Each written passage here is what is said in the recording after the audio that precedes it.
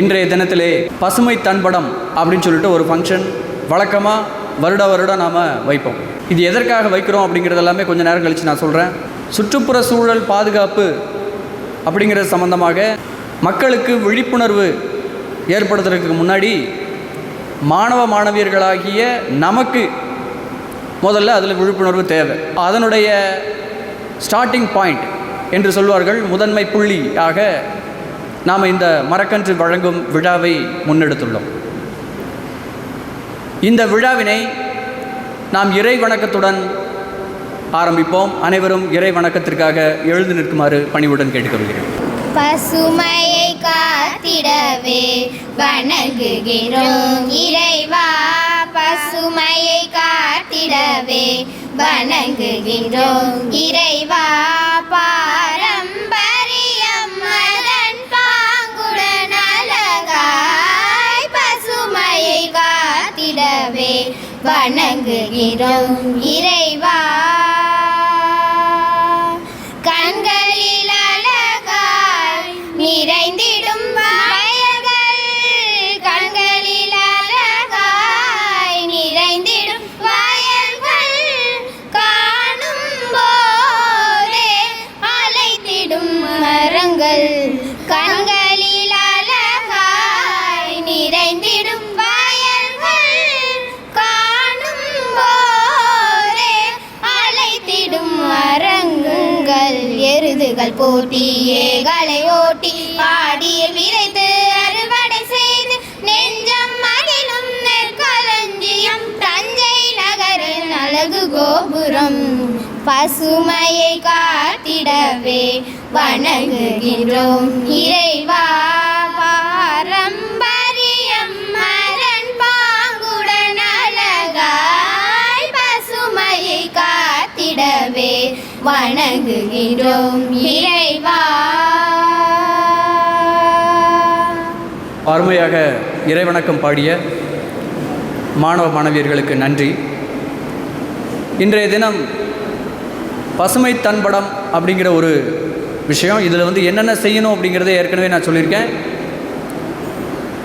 இங்கே மரக்கன்றுகள் நாம் கொடுக்கறது ஒன்றும் புதிய விஷயம் கிடையாது. இது ஏற்கனவே நாம் கொடுத்துருக்கோம். 11th ஸ்டாண்டர்ட்லேயும் உங்களுக்கு நாம் கொடுத்துருக்கோம். அதையும் நீங்கள் வச்சு ஃபோட்டோ எடுத்து நீங்கள் அனுப்பியிருக்கீங்க.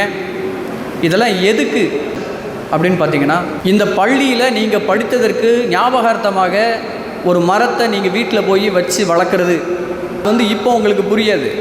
இந்த மரம் செழித்தோங்கி வளர்ந்து நாளை பின்ன உங்களுக்கு கனிகளை, எல்லாமே கனி வகை மரங்கள் தான் இருக்குங்க. அந்த கனிகளை நீங்கள் ருசிக்கும்போது உண்மையிலேயே அதை அனுபவித்து பார்த்தா தான் தெரியும். அப்போ இந்த இடத்துல நீங்கள் கனிகளை சாப்பிட்றதுக்காக மட்டுமில்லை,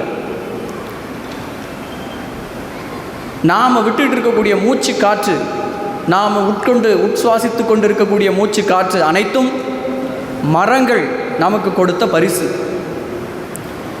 அப்போ அந்த மரங்களுக்கு நாம் என்ன செய்கிறோம்?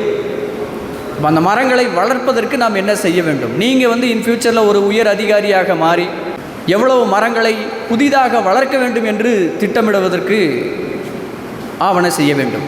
இந்த நிகழ்விற்கு வருகை தந்துள்ள நம்முடைய பரமகல்யாணி மேல்நிலைப் பள்ளியினுடைய தலைமை ஆசிரியர் திரு வெங்கட சுப்பிரமணியன் சார் அவர்களை வருக வருக என்று வரவேற்கிறேன். ஏன்னா சார் தலைமை ஆசிரியராக ஆரம்பித்த அந்த வருடத்திலிருந்து தான் இந்த பசுமை தன்படம் நிகழ்வானது தொடர்ச்சியாக நிகழ்ந்து கொண்டிருக்கிறது.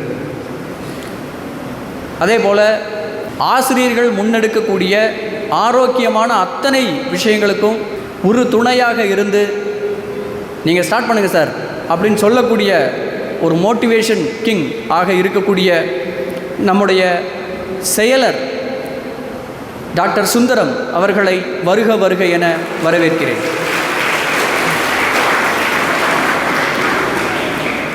பசுமை தன்படம் அப்படின்ற ஒரு நிகழ்வை முதல் முறையாக நம்முடன் இணைந்து பணியாற்றி கொண்டிருக்கக்கூடிய ஐ சப்போர்ட் நிறுவனத்தினுடைய பொருளாளர் திரு ரஞ்சித் அவர்களை வருக வருக என வரவேற்கிறேன்.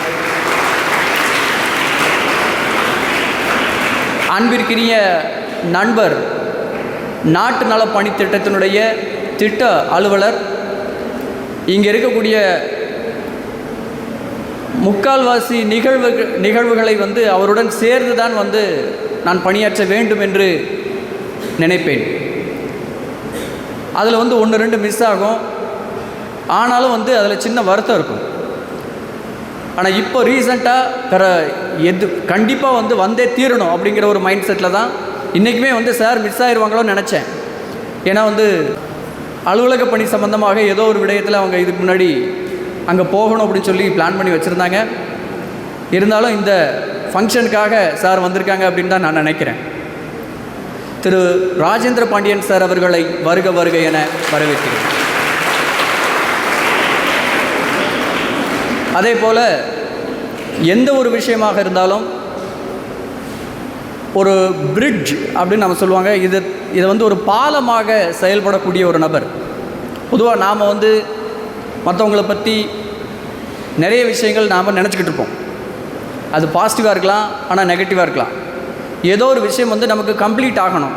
நாம் அவர்கிட்ட போய் பேசுகிறதுக்கு ஐயோ சார்கிட்ட இப்படி போய் நம்ம கேட்குறது அப்படின்ற ஒரு விஷயம் இருக்கும். அந்த இடத்துல ஒரு பாலமாக இருந்து செயல்படக்கூடிய ஒரு நபர் தான் மிஸ்டர் சேகர் சார்.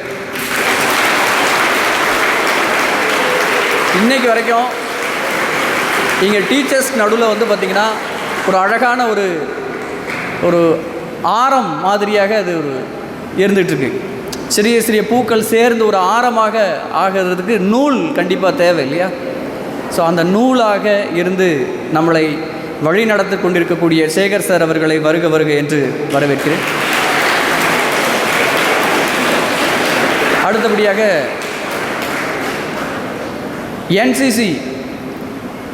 பொதுவாக என்சிசி அப்படின்னாவே நம்மளுடைய எதிர்காலத்தை இப்போ இருந்தே திட்டமிடக்கூடிய ஒரு நிகழ்வாக அந்த என்சிசியை நாம் கருதுகிறோம். அப்போ அதுக்கு முழு முனைப்பாக செயல்பட்டு கொண்டிருக்கக்கூடிய NCC officer mister Loganathan sir அவர்களை வருக வருக என வரவேற்கிறேன்.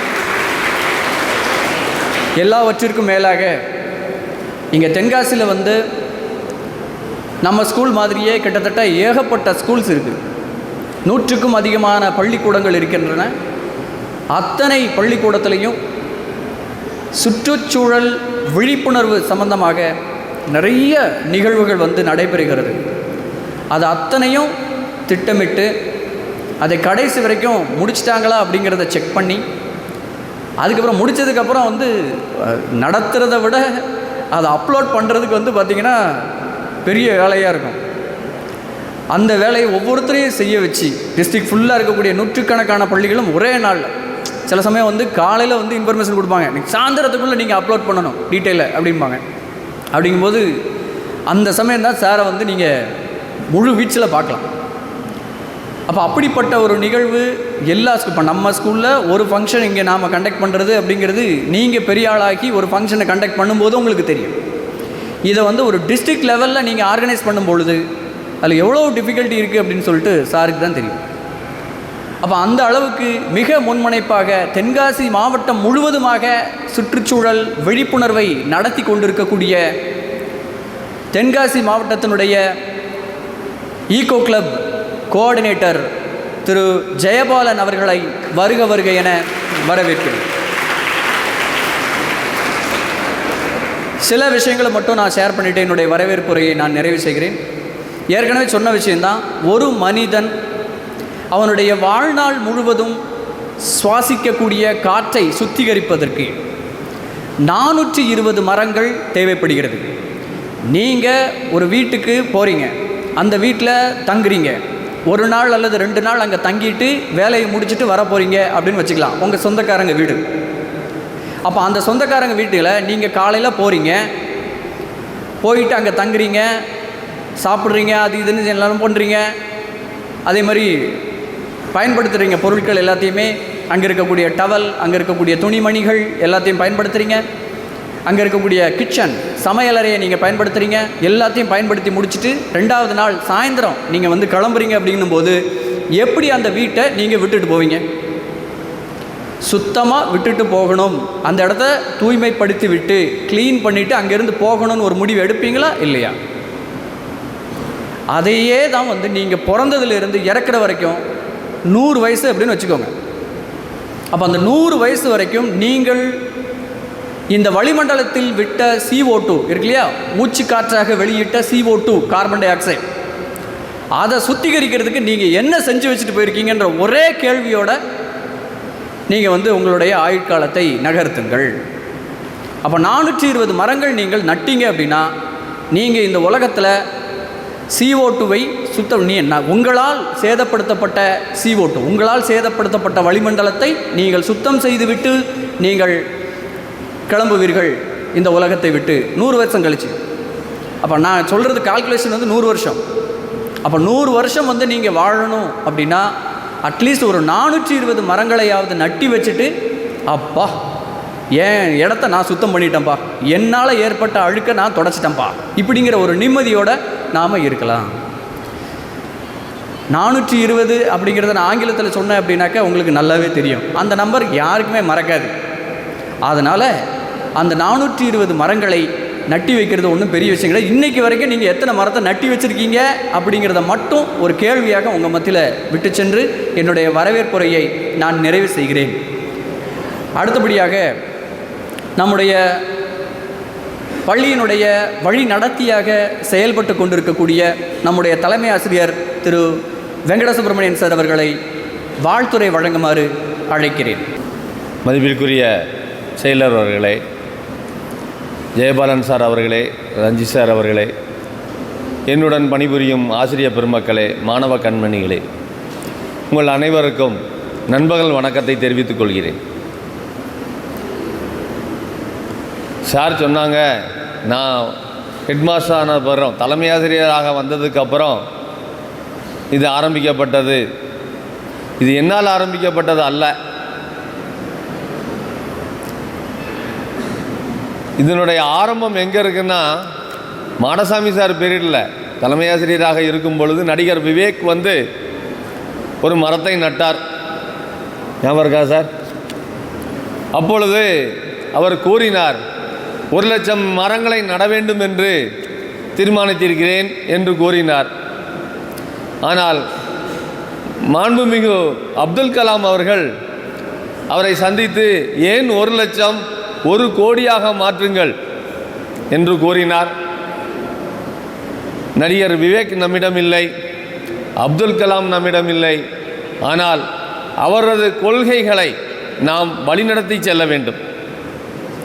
வருஷா வருஷம் ஏதோ நம்மளால் முடிஞ்ச அளவுக்கு ஒவ்வொரு இடமும் நம்ம தேடி பிடிச்சி மரங்களை வாங்கி கொடுத்து மரங்களை நட வச்சு வளர்த்துக்கிட்டு இருக்கோம். பனை விதைகள் நிறைய நட்டிருக்கோம். வருஷா வருஷம் பனை விதைகளை NSS கேம்பில் நடுறோம். அதே மாதிரி இந்த ஐ சப்போர்ட் மூலமாக வருடா வருடம் 12th முடித்து சென்றிருக்கக்கூடிய இந்த மாணவ கண்மணிகளுக்கு உங்களுக்கு வழங்குகிறோம். நீங்கள் இதை பத்திரமாக வளர்ப்பீர்கள் என்று நினைக்கிறேன். கண்டிப்பாக வளர்ப்பீங்க. ஏன்னா நான் அப்படியே பார்க்குறேன், எல்லாமே கொய்யா மரம், அடுத்தது நெல்லிக்காய், மாதுளை, இப்படி தான் இருக்குது. ஒரு புங்கன் இருந்ததுன்னா கண்டிப்பாக நீ வளர்க்க மாட்ட. ஒரு அரச மரம் இருந்ததுன்னா கண்டிப்பாக வளர்க்க மாட்டேன், நல்லா தெரியும். போகிற வழிக்கே யார்ட்டையாவது கொடுத்துட்டு போயிடுவேன். ஆனால் இந்த கனிதரும் காய்கள் தரக்கூடிய மரங்களை நீங்கள் கண்டிப்பாக வளர்த்து அது ஒவ்வொரு அடியும் உயரும் பொழுது நீங்களும் உயர வேண்டும், உங்களது வாழ்க்கை தரமும் உயர வேண்டும். அந்த கனிகளை பார்க்கும் பொழுது இந்த அரங்கத்திலே நடைபெற்ற நிகழ்வுகள் உங்களுக்கு ஞாபகம் வர வேண்டும். நீங்கள் வாழ்க்கையில் மென்மேலும் உயர வேண்டும். நீங்கள் இதே மாதிரி வேலைக்கு படித்து முடித்து வேலைக்கு போகும்போதும் அந்த இடங்கள்லையும் இந்த மரங்களை நட வேண்டும். ஏன் மரங்களை நட வேண்டும் அப்படின்னு சொன்னால், ஒரு சின்ன எக்ஸாம்பிள் சொல்லிடுறேன். 89-90 நான் குற்றாலத்துக்கு குளிக்க போனால் ராத்திரி குளிராக இருக்கும். போகும்போதே சட்டையெல்லாம் போட்டுட்டு தான் போவோம். நைட்டு 10 மணிக்கு குளிக்க போனோம். இப்போ குளிக்கவே போகிறது கிடையாது. அது வேற. அங்கே குற்றாலமானது பழைய குற்றாலமாக இல்லை.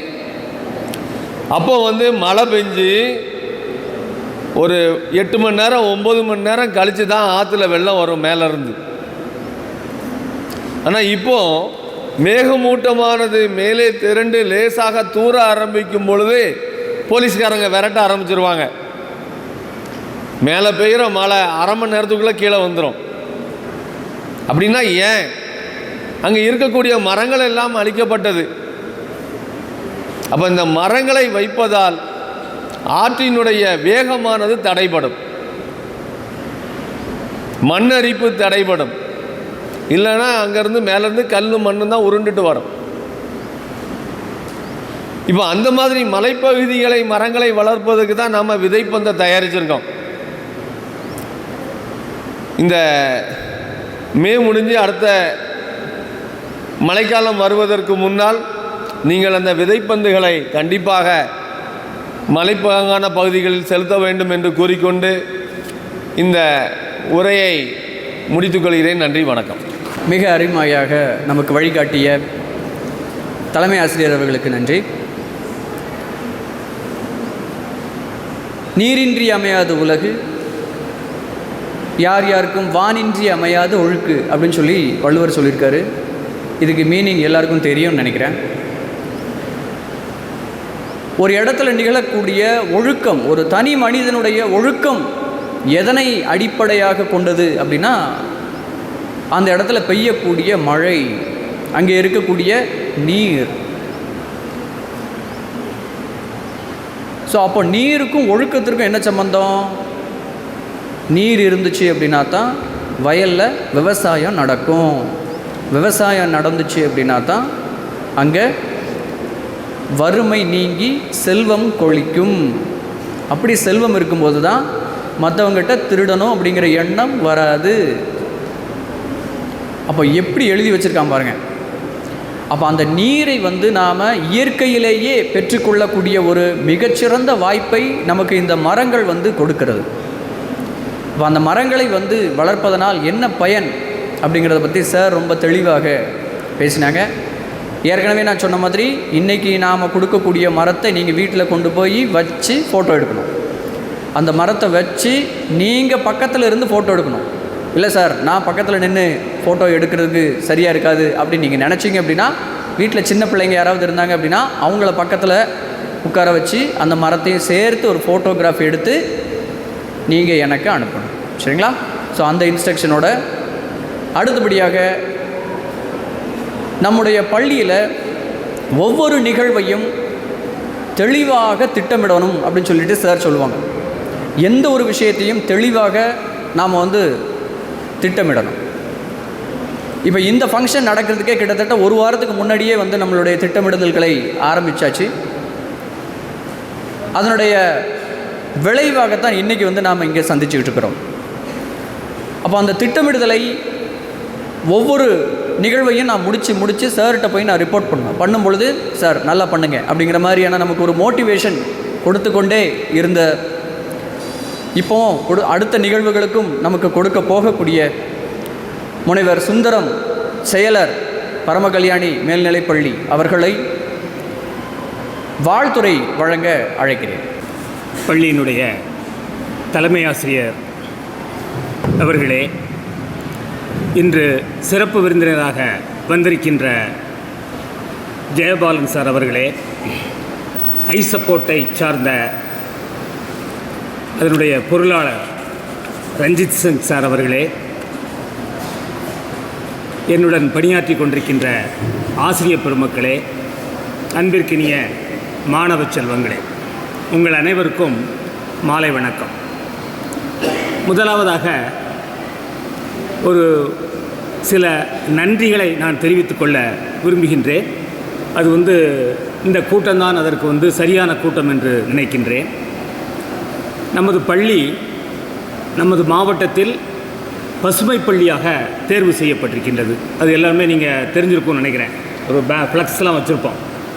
இதற்கு மத்திய அரசும் மாநில அரசும் அந்த சில செயல் திட்டங்களை செய்து கொடுப்பதற்காக 20 லட்சம் ரூபாய் அதற்கு வந்து நமக்கு நிதியுதவி அளிக்கின்றார்கள். பணமாக கொடுக்க மாட்டாங்க, ப்ராக்ரஸை பொறுத்து ப்ராக்ரஸ் பண்ணி கொடுத்துக்கிட்டு இருக்காங்க. இது நமது பள்ளி வந்து துரை சார் அவர்கள் தான் வந்து இதற்கான முன்முயற்சிகளில் கடுமையாக ஈடுபட்டார்கள். அந்த முன்முயற்சிகளுக்கு நம்ம பள்ளி தேர்வு செய்யப்படுவதற்கு மிக முக்கிய காரணம் இந்த பசுமை தன்படம் என்ற இந்த ஒரு கான்செப்ட். அதை செலக்ட் ஆகும்போது நிறைய ஸ்கூல்ஸ் அப்ளை பண்ணாங்க. நம்ம ஸ்கூல் செலக்ட் பண்ணுறதுக்கு ஒரு காரணியாக இருந்தவர்கள் ஜெயபாலன் சார் அவர்கள். அதுபோக நமது மாவட்டத்தினுடைய கலெக்டர் அவர்கள். ஆக இவர்களுக்கு இந்த சமயத்தில் இது ஈகோ கிளப்பினுடைய ஒரு கூட்டமாக இருக்கிறதுனால முதற்கண் நன்றியை தெரிவித்துக் கொள்கின்றேன். அதுக்கப்புறம் வந்து நமது பள்ளியில் இந்த மாதிரி நிகழ்வுகள் மரக்கன்றுகள் வேண்டும் என்று சொல்ல போதெல்லாம் அந்த ஐ சப்போர்ட் நிறுவனம் வந்து நமக்கு வந்து எவ்வளோ கேட்குறோமோ அவ்வளோ கொடுத்துக்கிட்டு இருக்காங்க. அதனுடைய நிறுவனர் திரு சிவசுப்ரமணியன் அவர் யூஎஸில் இருக்கிறாரு. அவர்களுக்கும் அதனுடைய பொருளாளர் இருக்கின்ற பரமகல்யாணி கல்லூரியினுடைய பேராசிரியராக இருக்கின்ற திரு ரஞ்சித் சிங் சார் அவர்களுக்கும் மீண்டும் மீண்டும் எங்களது நன்றியை குறித்தாக கடமைப்பட்டிருக்கின்றேன். பொதுவாக ஒரு ஸ்டூடெண்ட் ஸ்கூலுக்கு வந்தாங்கன்னு வைங்க, பாடங்கள் படிக்க வருகின்றீர்கள். ஆனால் எந்த கல்வி முறை சிறந்த கல்வி முறை என்பதற்கு ஒரு காரணியை சொல்வார்கள். பாடத்தை தவிர்த்து வருகின்ற மாணவன் வெளியே செல்லும் பொழுது புதிதாக ஒன்றை கற்று சென்றால்தான் அவன் வந்து உண்மையான கல்வி கற்று சென்றான் என்பது என்று கூறுகின்றார்கள், வரையறைப்படுத்துகின்றார்கள். அந்த விதத்தில் நீங்கள் வந்து இப்போ 12th முடித்து வெளியில் போகிறீங்க, இனிமேல் வந்து காலேஜில் ஸ்கூலில் வந்து இந்த மாதிரி மீட்டிங்ஸ் அட்டன் பண்ணுறதுக்கு உங்களுக்கு சான்ஸ் இருக்காதுன்னு நினைக்கிறேன். இருந்தாலும் இது கடைசி மீட்டிங்காக இருக்கிறதுனால உங்களுக்கு வந்து சில செய்திகள் நிறைய வந்து உங்களுடைய ஆசிரியர்கள், ஆங்கிலம் எடுத்த ஆசிரியர்கள் இருக்கின்றார்கள், ஜுவாலஜி எடுத்த டீச்சர்ஸ் இருக்காங்க, பாட்டனி எடுத்த டீச்சர்ஸ் இருக்காங்க, கெமிஸ்ட்ரியோடு உங்களோடு அதிகமாக உறவாடிய தலைமை ஆசிரியர் இருக்கின்றார்கள், ஃபிசிக்ஸ் டீச்சர் இருக்கிறாங்க. இவங்கெல்லாம் உங்களுக்கு வந்து இதை பற்றி நிறைய சொல்ல இருக்கின்றார்கள். இருந்தாலும் கணித ஆசிரியர் என்ற முறையில் ஒரு சின்ன பேக்ரவுண்டோட உங்களுக்கு நானும் சில செய்திகளை சொல்ல விரும்புகின்றேன். இந்த பூமி அப்படி பற்றி கேட்டிருப்பீங்க. அதில் எல்லாம் 9th 10th இந்த பாடங்கள்லாம் படிச்சிருப்பீங்கன்னு நினைக்கிறேன். சூரிய குடும்பம்னு சொல்லுவாங்க, கேள்விப்பட்டிருக்கீங்களா? சூரிய குடும்பம்னா என்ன அர்த்தம்?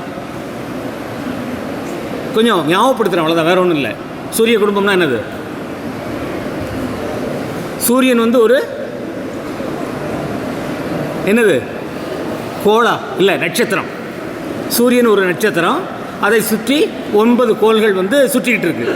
அதில் பூமியும் ஒன்று, வியாழன் இருக்குது, புதன் இருக்குது, இந்த மாதிரி நிறைய கோள்கள் இருக்குது. 9 கோள்கள், ஒவ்வொரு கோளுக்கும் உபகோள்கள் இதெல்லாம் இருக்குது. ஸோ அதெல்லாம் வேறு. ஸோ சூரியன் என்பது ஒரு நட்சத்திரம், அதில் 9 கோள்கள் சுற்றி வருகின்றன.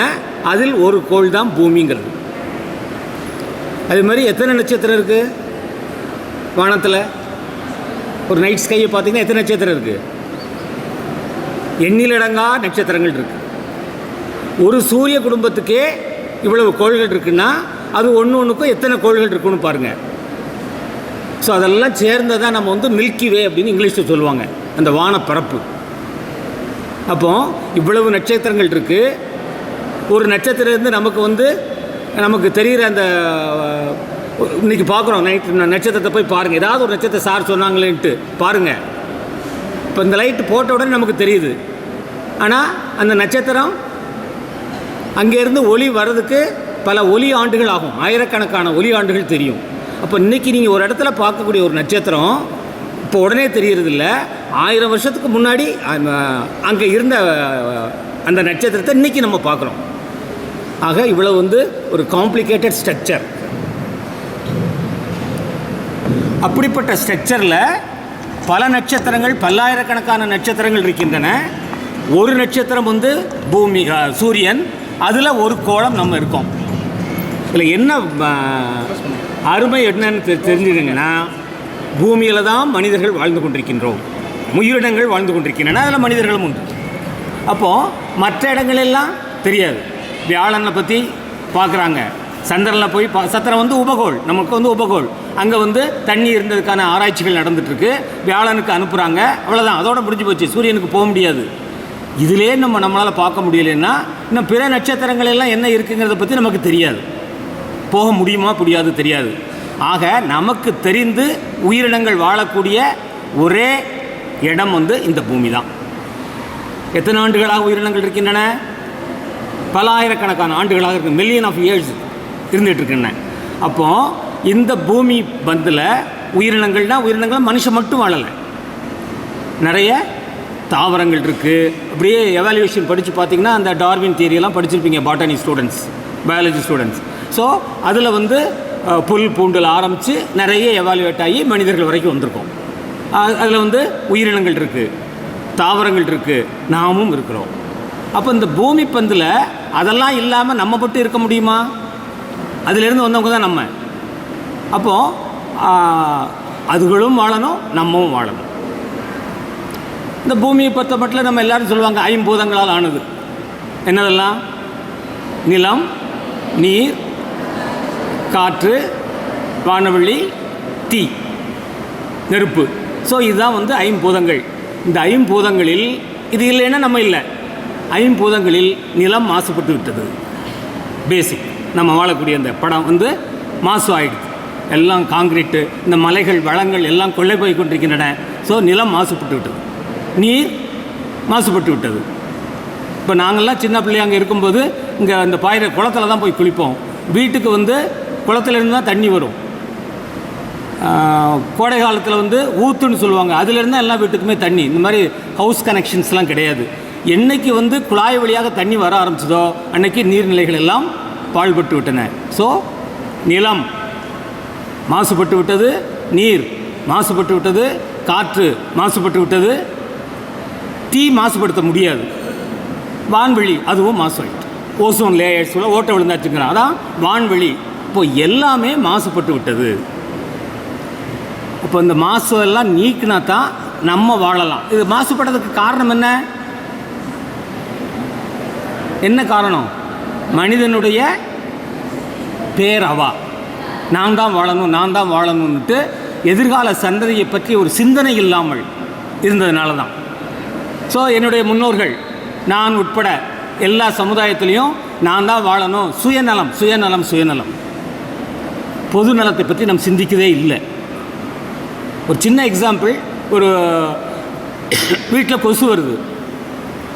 கொசு வந்தால் நமக்கு வந்து நோய் வரும். என்ன பண்ணுறோம்? எல்லாத்தையும் அடைச்சிக்கிறோம். அதுக்கப்புறம் ஒரு வீட்டில் வந்து ஒரு லிக்விட், ஆல் அவுட் லிக்விட்டோ ஏதோ ஒரு லிக்விட்டை வச்சுக்கிட்டு நம்மை தற்காத்து கொள்கிறோம். ஆனால் பொதுவில் கொசு உற்பத்தி ஆகிறதுக்குண்டான எல்லா செயல்களையும் நம்ம செஞ்சுக்கிட்டு இருக்கோம். ஏன்னா நான் சேஃபாக இருந்தால் போதும், பொதுவில் யாருனாலும் எப்படி இருக்கலான்ட்டு. அதனால தான் டெங்கு வருது, அது வருது, இது வருது. நமக்கு அந்த பொதுநல சிந்தனை என்பது இல்லை. இருந்ததுன்னா நம்ம எப்போவுமே வந்து சுயத்திலிருந்து பொது வரவே வராது. நம்ம அப்படி தான் நினைக்கிறோம், பொதுவிலிருந்து தான் சுயம் என்பது கிடைக்க முடியும். அதான் மகாத்மா காந்தியுடைய சிந்தனை. ஆக அந்த பொது எல்லோரும் சேர்ந்து இருந்தால்தான் நாம் நலமாக வாழ முடியும், தனிப்பட்ட முறையில் வாழ முடியும் என்ற சிந்தனை நம்மளிடம் வந்து அருகி போய்விட்டது. ஸோ அந்த கான்செப்டை வச்சு தான் நம்ம என்ன சொல்லணும்னா, அப்போது இது எல்லாத்தையுமே நம்ம மறுபடியும் உயிர்ப்பிக்க வேண்டும் என்றால், ஒரு கலீல் ஜிப்ரான் என்று மிகப்பெரிய உலக மகா கவிஞன், அவன் நம்ம இப்போ பாரதியை சொல்கிற மாதிரி உலகத்துக்கே கவிஞன். அவன் சொல்கிறான், இந்த பூமியை வந்து எனது குழந்தைகளிடமிருந்து நான் கடனாக வாங்கிக்கின்றேன் என்று சொல்லுவான். நான் வந்து அவங்களுக்கு கொடுக்கல, அவங்களிடம் கடனாக வாங்கிக்கிறேன். இது பெரிய சிந்தனை. அப்போது முன்னும் நிறைய ஆண்டுகள் இந்த மனிதகுலம், உயிரினங்கள் எல்லாம் இந்த பூமியில் மட்டும்தான் வாழ முடியும். வாழ வேண்டும் என்றால் நாம் வந்து இந்த பொல்யூஷனை கண்ட்ரோல் பண்ணணும்.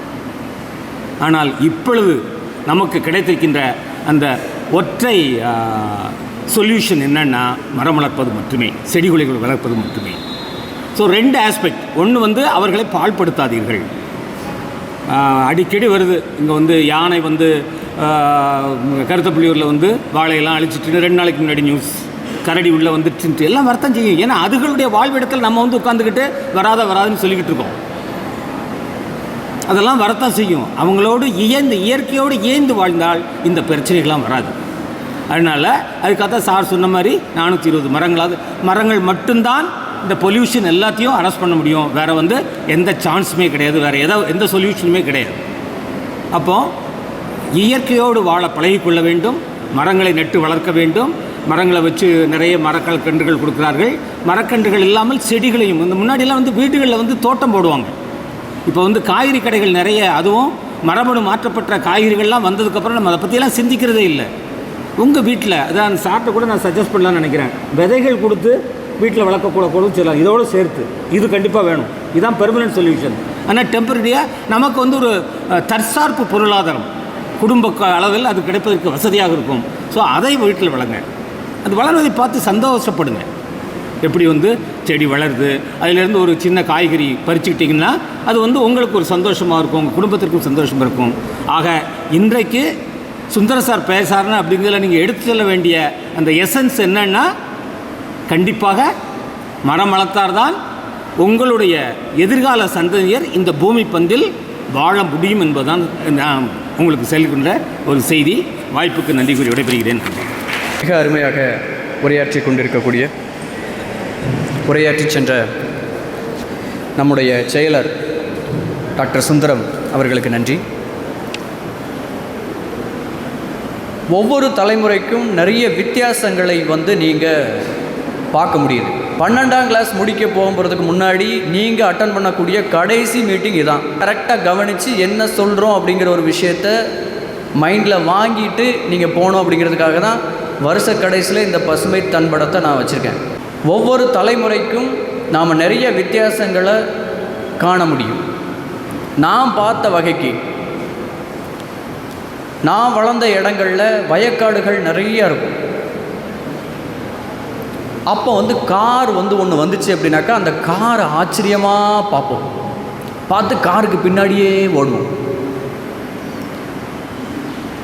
எனக்கு அந்த அனுபவம் இருக்குது. கார்னால் வந்து பார்த்திங்கன்னா ஏப்பா அதெல்லாம் வந்து ஆடம்பர பொருள், அதெல்லாம் வச்சுருக்கிறவன் வந்து பணக்காரர்கள் என்று அந்த காருக்கு பின்னாடி நாம் ஓடுவோம். இப்போ பார்த்திங்கன்னா கார் சாதாரணமான விஷயமாகிவிட்டது. ஆனால் காரில் போகிறவன் வயக்காட்டை ஆச்சரியமாக பார்த்துக்கிட்டு இருக்கான். அது மட்டும் இல்லை, எங்கெங்கெல்லாம் வயக்காடு இருக்கோ அங்கெல்லாம் நம்ம ஜாகுவார் காரை பார்த்தோம் அப்படின்னா ஜாகுவார் கார் அப்படின்னு விட்டுருவோம். ஸோ அப்போ நாம் எங்கே போய்கிட்டு இருக்கோம் அப்படிங்கிற ஒரு விஷயத்தை தெளிவாக நீங்கள் புரிந்து கொள்ள வேண்டும். அதேமாதிரி நாம் சின்ன பிள்ளையாக இருக்கும் பொழுது, நாங்கள் சின்ன பிள்ளையாக இருக்கும் பொழுது ரோடு வழியாக போகும்போது எல்லா இடத்துலையும் குடிநீர் வைத்திருப்பார்கள். வீட்டு வாசலாக இருந்தாலும் வாசலில் குடிநீர் வைத்திருப்பார்கள். இப்போ பார்த்திங்கன்னா 1-2 வீட்டில் தான் இருக்குது. ஏதாவது ஒரு வீட்டில் போய் நீங்கள் தண்ணி கூட வாங்கி குடிச்சிட முடியாது. அந்த அளவுக்கு ரொம்ப சொஃபிஸ்டிகேட்டடாக இருக்கக்கூடிய நகரங்கள் பெருத்து விட்டன. அப்போ நாம் எங்கே போயிட்டுருக்கோம் அப்படிங்கிறத நீரும் சோறும் தான் வந்து நம்முடைய வாழ்க்கையை நிர்ணயிக்கக்கூடியது, நம்முடைய ஒழுக்கத்தை நிர்ணயிக்கக்கூடியது அப்படின்னு நான் சொல்லலை, திருவள்ளுவர் சொல்லியிருக்காரு. ஸோ அப்போ இந்த நிகழ்வில் தெளிவாக நடந்து கொண்டிருக்கிறதுக்கு முக்கியமான காரணம் வந்து ரஞ்சித் சார். பொதுவாக வந்து எல்லாவற்றிற்குமே வந்து எரிபொருள் மிக முக்கியம் இல்லையா? ஒரு பெரிய எவ்வளோ நீங்கள் ஜாகுவார் கார் வச்சுருந்தாலும் அதுக்கு வந்து பெட்ரோல் போட்டால் தான் வண்டி ஓடும் இல்லையா? இப்போ பெட்ரோல் போடணும் அப்படின்னா நமக்கு காசு வேணும் இல்லை? ஸோ மேக்ஸிமம் பொருளாளர் அப்படிங்கிற ஒரு பெயர் வந்து தெளிவாக அவருக்கு பொருந்தும். ஸோ இங்கே நடக்கக்கூடிய நிகழ்வுக்கு எரிபொருளாக இருந்து அனைத்தையும் கவனித்து கொண்டிருக்கக்கூடிய திரு ரஞ்சித் அவர்களை வாழ்த்துரை வழங்குமாறு அழைக்கிறேன். அனைவருக்கும் மதிய வணக்கம். ஒரு சின்ன கவிதை. எவர் மீதும் எவருக்காகவும் மண் இறைக்க வேண்டுமா, எவருக்காகவும் குழி வெட்ட வேண்டுமா, எனக்காக செய்யுங்கள் இப்படிக்கு விதை. பொதுவாக பொருளுதவியோ இல்லை மர உதவிகளோ செஞ்சால் மட்டும் பத்தாது. அதை செயல்படுத்துறதுக்கு ஒரு கூட்டம் வேணும். ஒரு கை தட்டுனா ஓசை வராது அப்படின்னு சொல்லுவோம் இல்லையா? பல திட்டங்களை முன்னெடுத்து கொண்டு போகிறதுக்கு முக்கிய காரணமே அதற்கான விருப்பமான தன்னார்வலர்கள் தான். அவங்க இல்லைன்னா எந்த ஒரு நிகழ்வும் சிறப்பாக செயல்படுத்த முடியாது. 2018ஆம் ஆண்டு நடிகர் விவேக் அவர்களை இங்கே அழைச்சிட்டு வந்தோம். இதே ஆடிட்டோரியத்தில் நம்ம பள்ளி குழந்தைகள் முன்னாடி 0ல் ஆரம்பித்தோம். மரக்கன்றுகள் நடும் நிகழ்வு 0ல் ஆரம்பித்து அவர் கையால் முதல் மரத்தை நம்ம பள்ளி வளாகத்திலே நட்டு வச்சு 6 மாதத்துக்கு முன்னக்கூட்டி இதே ஆடிட்டோரியத்தில் இதே பள்ளி குழந்தைகள் முன்னாடி 50,000 மரக்கன்றுகள் நடும் நிகழ்வு முடிச்சிட்டோம் அப்படின்னு சொல்லி ஒரு விழா நடத்தினோம். இன்றைக்கி நாம் பண்ண போகிறது 52,250. அப்துல் கலாம் அவர்களை பற்றி உங்களுக்கு நல்லா தெரியும் இல்லையா? எல்லாருக்கும் தெரியுமா? அவரோட கனவு 2 என்னதெல்லாம் அப்படின்னு பார்த்தீங்கன்னா, முதல் கனவு இந்தியா வல்லரசாக வேண்டும். 2வது கனவு இந்தியா முழுவதும் 1 கோடி மரக்கன்றுகள் நட வேண்டும் அப்படிங்கிறது. ஒரு பேட்டியில் விவேக் அவர்கள் அப்துல் கலாமை பேட்டி எடுக்கும்போது அப்துல் கலாம் அவர்கள் சொன்ன விஷயத்தை பார்த்த உடனே விவேக் சொன்னது, வல்லரசை நீங்கள் பார்த்துக்கோங்க, மரக்கன்றுகள் நான் பார்த்துக்கிறேன் அப்படின்னு சொல்லி அஷூரன்ஸ் கொடுத்தார். ஒரு சூழ்நிலையில் நாங்கள் அவரை மீட் பண்ணும்போது, விவேக்கை மீட் பண்ணும்போது இந்த மாதிரியான விஷயங்கள் சொன்ன உடனே எங்களால் முடிஞ்சது நாங்கள் முதல்ல 1 லட்சம் முடிக்கிறோம், அடுத்து 10 லட்சத்தை இலக்கை நோக்கி பயணிக்கிறோன்னு சொன்னோம். இடையில் கொரோனா பீரியட் இல்லையா, அந்த டயத்தில் வெளியிலே போக முடியல, நிறைய ஆக்டிவிட்டீஸ் பண்ண முடியலங்கிறனால நிப்பாட்டி வச்சுருந்தோம். இப்போ மறுபடியும் ஸ்டார்ட் பண்ணி சிறப்பாக போய்கிட்டு இருக்குது. அதனால தான் 50,000 கடந்து போய்கிட்டு இருக்கிறோம். கூடிய விரைவில் 1 லட்சம் அதையும் இதே ஆடிட்டோரியத்தில் செயல்படுத்திடுவோம்னு நினைக்கிறேன். அந்த விழாவை இங்கே நடத்தணும்னு ஆசை. அப்துல் கலாம் அவர்களை பற்றி சொல்லும்போது இன்னொரு விஷயம் நினைவு கூறணும். அதிகாலையில் 4 மணி அளவில் எழுந்திருந்து நடைப்பயிற்சியை முடிச்சுட்டு அவரோட குவார்ட்டர்ஸில் ஜனாதிபதியாக இருக்கும்போது அவரோட குவார்ட்டர்ஸில் அவர் வளர்த்த ரோஜா செடிகளுக்கு அவரே தண்ணீர் விடுவாராம். விசிட்டர்ஸ் அவரை பார்க்கறதுக்கு போகும்பொழுது அதில் இருந்து ஒரு ரோஜா பூவை பறித்து அவர் கொடுத்து அனுப்புவாராம். அவர் ஜனாதிபதியோட பதவிக்காலம் முடிஞ்சு வீட்டுக்கு வரும்போது அந்த மாளிகையிலிருந்து எடுத்து வந்தது ஒரே ஒரு பெட்டியில் உள்ள துணிகள் மற்றும் அவர் வளர்த்த அந்த ரோஜா செடிகள். அவ்வளோ பெரிய மனுஷனே அதை சிறப்பாக செயல்படுத்தும் போது நம்மளால் முடியாதா? அப்புறம் செக்ரட்டரி சார் சொன்னாங்க, விதை வழங்கும் நிகழ்வையும் முன்னெடுக்கலாம் அப்படின்னு. 2015 பண்ணினோம். 2015 ஆலார்குறிச்சி பகுதியில் விதைகள் வழங்கும் விழா அப்படின்னு சொல்லிட்டு ஒவ்வொரு வீடாக போய் விதைகள் கொடுக்கும்போது எங்களுக்கு சில நெருடல்கள் வந்தது. பொதுமக்கள்கிட்ட இருந்து குடிக்கிறதுக்கே தண்ணி சரியாக வரமாட்டேங்குது, இதை எப்படி நாங்கள் வளர்க்க அப்படின்னு. இப்போ நாங்கள் ஒரே ஒரு விஷயம் சொன்னோம், நீங்கள் பெருசாக தண்ணி கொண்டு போய் தனியாக ஊற்ற வேண்டாம், சாப்பிட்டு கை கழுவுறதை இப்படி தான் நம்ம மக்கள்கிட்ட பிரபலப்படுத்தணும். சில விஷயங்களை அவங்களோட மண்டக்குள்ளே கொண்டு போகணும் அப்படின்னா அவங்களுக்கு புரிகிற மாதிரி சொல்லணும். நீங்கள் சாப்பிட்டு கை கழுவும் போது அந்த செடிக்கு மேலே தண்ணியை வச்சு கை கழுவுங்க, போதும், அது பொழைச்சிக்கிடும் அப்படின்னு சொல்லி. ஆரம்பத்தில் அவங்க தயங்கினாங்க. ஆனால் போக போக ஒரு 2-3 மாதம் கழிஞ்ச உடனே அந்த பக்கம் போகும்பொழுதெல்லாம் அடுத்து எப்போ தருவீங்க, ஏன்னா அந்த வீட்டில் வளர்த்த காய்கறிகள் தோட்டத்தை வச்சு அவங்களோட தேவைகள், அன்றாட தேவைகள் நிறைவேறிடுச்சு. இப்போ நாமளும் அதே மாதிரி நம்ம வீடுகளில் காய்கறி ஏதோ ஒரு க்ரீன், அவ்வளோதான், அது பெரிய மரம் வைக்கணும்னு இல்லை, காய்கறி வச்சாலும் சரி அதில் இருந்தும் நம்மளுக்கு சுவாசம் கிடைக்க போகுது. இவ்வளவும் ஏன் பண்ணுறோம்? மரம் வளர்ப்போம் மழை பெறுவோம் அப்படின்னு ஒரு காலம் இருந்துச்சு. ஆனால் இப்போ உள்ள சூழ்நிலையில் மரம் வளர்த்தாதான் நம்ம சுவாசிக்கவே முடியுங்கிற நிலைமைக்கு வந்துட்டோம். சார் வெயில் ஜாஸ்தியாக இருக்குது, ஏசி மாட்டிக்கலாம் வீட்டில், ரைட்டு. ஏசி மாட்டினோம்னா அதோட அவுட்டோர்லேருந்து வரக்கூடிய வெப்பம், சூடு இதெல்லாம் எங்கே போகுது? இயற்கையில் தான் கலக்குது இல்லையா? அப்போது 30 டிகிரி இருக்கக்கூடிய நார்மலாக இருக்கக்கூடிய நம்மளோட தட்பவெப்பநிலை 36, 38ன்னு உயர்றதுக்கு காரணம் மரங்களின் பற்றாக்குறை. ஸோ அந்த மாதிரியான ஒரு விஷயத்துக்காக மாணவர்களாகிய நீங்கள் இந்த மரங்களை வளர்க்க ஆரம்பிச்சிக்கிறது நல்லதாக பார்க்கணும். வீட்டுக்கு ஒரு மரம் அப்படின்னு சொன்னோம், இன்னுமே ஆளுக்கு ஒரு மரம்னு சொல்லணும். நமக்கு தேவையான சுவாசத்தை நாமளே எடுத்துக்கிறதுக்கு நாம் மரத்தை வளர்த்தா தான் நாளைக்கு உயிர் வாழவே முடியுங்கிற சூழ்நிலையில் இருக்கிறோம். ஸோ இந்த நிகழ்ச்சி, அதாவது ஒவ்வொரு ஸ்கூல்லையும் இதே மாதிரி நாங்கள் பண்ணிக்கிட்டு இருக்கிறோம். சில ஸ்கூல்கள் வந்து நம்மளுக்கு முக்கியமான ஆதரவு கொடுப்பாங்க. இந்த ஐ சப்போர்ட் ட்ரஸ்ட்டு ஆரம்பிக்கப்பட்ட காலம்னு பார்த்திங்கன்னா 2014 தான் ஆரம்பித்தோம். கிட்டத்தட்ட 11 வருஷம் நிறைவடையுது. யாரோ ஒருத்தரோட முயற்சினால் இது பண்ணலை. நிறைய பேர் எப்போ நம்ம ஊரை விட்டு அடுத்த ஊருக்கு போகிறோமோ அப்போ தான் நம்ம ஊரை பற்றின கவலை நம்மளுக்கு வரும். ஆமாம் தானா? அந்த மாதிரி இங்கே இருந்து வெளிநாட்டுக்கும் அடுத்தடுத்த மாநிலங்களுக்கும் போய் வேலை பார்க்கக்கூடிய இங்கே இருந்த ஆட்கள் தான் இந்த மாதிரி நிகழ்வுகளுக்கெல்லாம் நமக்கு உறுதுணையாக இருக்கிறாங்க. இது மட்டும் இல்லாமல் நிறைய நிகழ்வுகளுக்கும் உறுதுணையாக இருக்கிறாங்க. இது ஒரு பார்ட். ஸோ இந்த நிகழ்வில், அதுவும் நம்ம பள்ளியில் நடக்கிற இந்த மாதிரியான நிகழ்வுகளுக்கு அடிக்கடி எங்களை இன்வால்வ் பண்ணுறதில் எங்களுக்கு ரொம்ப சந்தோஷம். அதுக்கு நன்றி தெரிவிச்சுக்கிட்டேன். மேலும் இன்று இந்த வாய்ப்பை எனக்கு கொடுத்தமைக்கு மிக்க நன்றி. நன்றி, வணக்கம். ஐ சப்போர்ட் நிறுவனத்தினுடைய ஆரம்ப காலகட்டத்திலிருந்து இன்று வரை தமிழ்நாடு முழுவதுமாக லட்சக்கணக்கான மரங்களை நடுவதற்கு திட்டமிட்டு வைத்திருக்கிறார்கள். ஸோ இப்போ அதில் வந்து ஒரு பகுதி தான் இது அப்படின்னு சொல்லி சொன்னாங்க.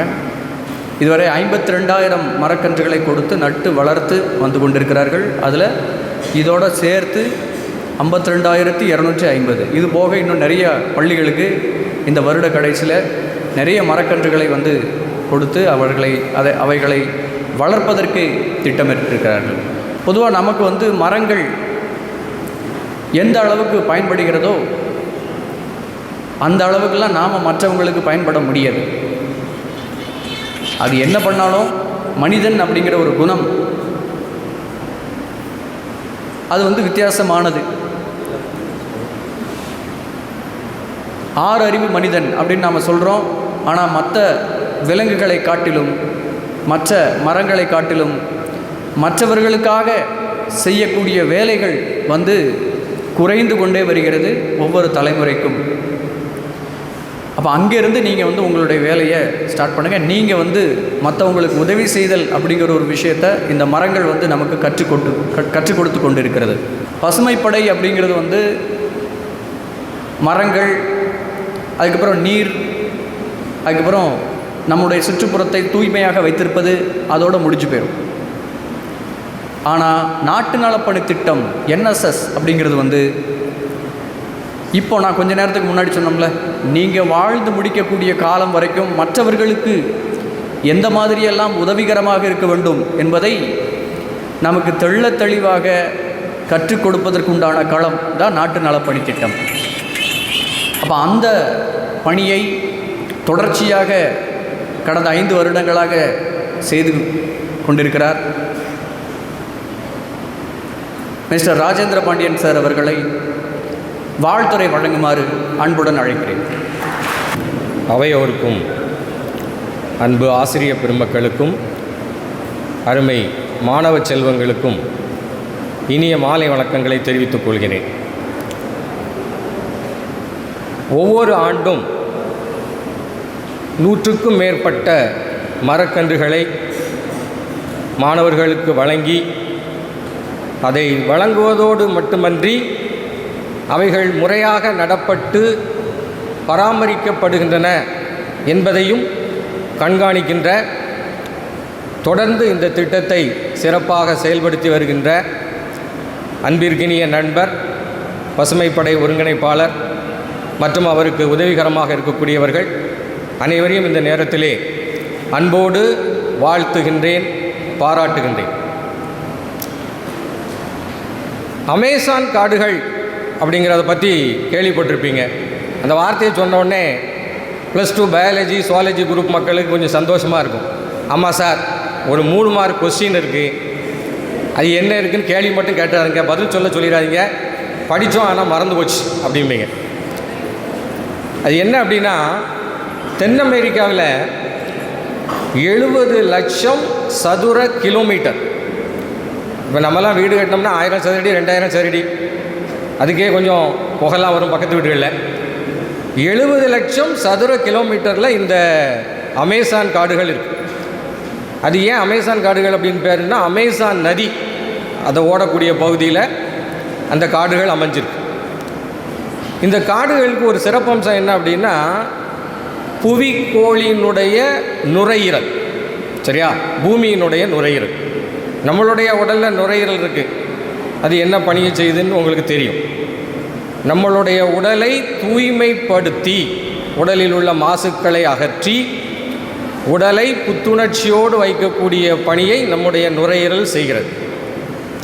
இதே மாதிரி இந்த பூமியில் வளிமண்டலத்தில் இருக்கக்கூடிய நச்சுக்களை நீக்கி அதைத்தான் எடுத்துக்கொண்டு இந்த பூமியையும் வளிமண்டலத்தையும் புத்துணர்ச்சியாக்கக்கூடிய பணியை இந்த அமேசான் காடுகள் செய்வதனால்தான் அதை புவிக்கோளின் நுரையீரல் என்று அழைக்கும்.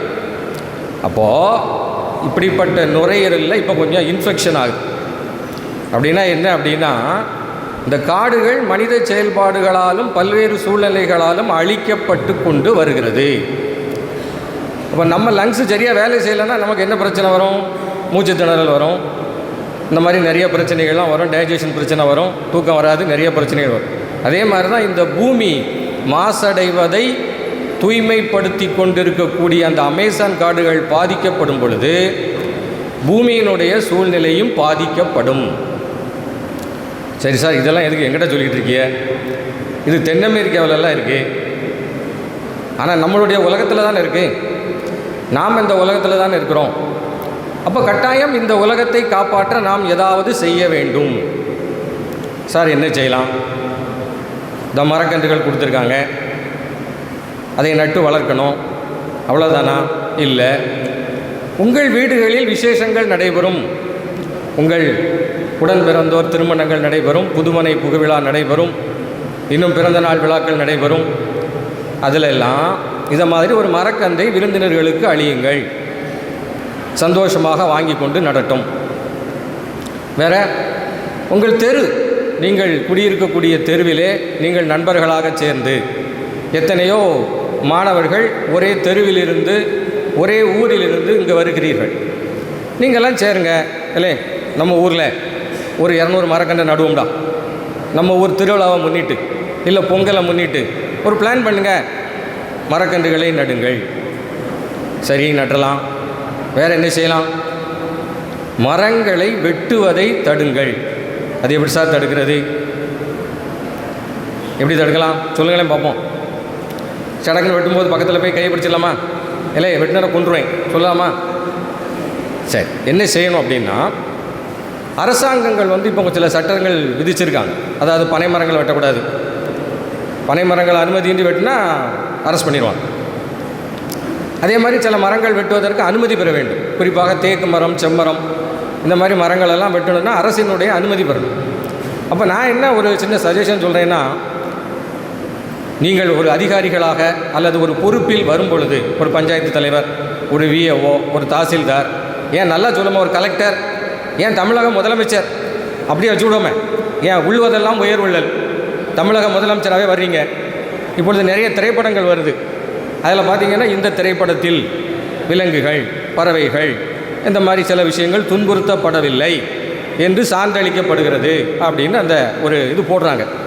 அதை மாதிரி ஒரு கட்டடம் கட்டணும், ஒரு சாலை அமைக்கணும், ஒரு வீடு கட்டணும், அல்லது ஒரு தொழிற்சாலை அமைக்கணும்னா இந்த தொழிற்சாலை அமைப்பதற்காக அல்லது இந்த வீடு கட்டுவதற்காக, இந்த சாலை அமைப்பதற்காக மரங்கள் எதுவும் வெட்டப்படவில்லை அப்படின்னு ஒரு சர்டிஃபிகேட் வாங்கிட்டு வாயா, அப்போ தான் உனக்கு அனுமதி.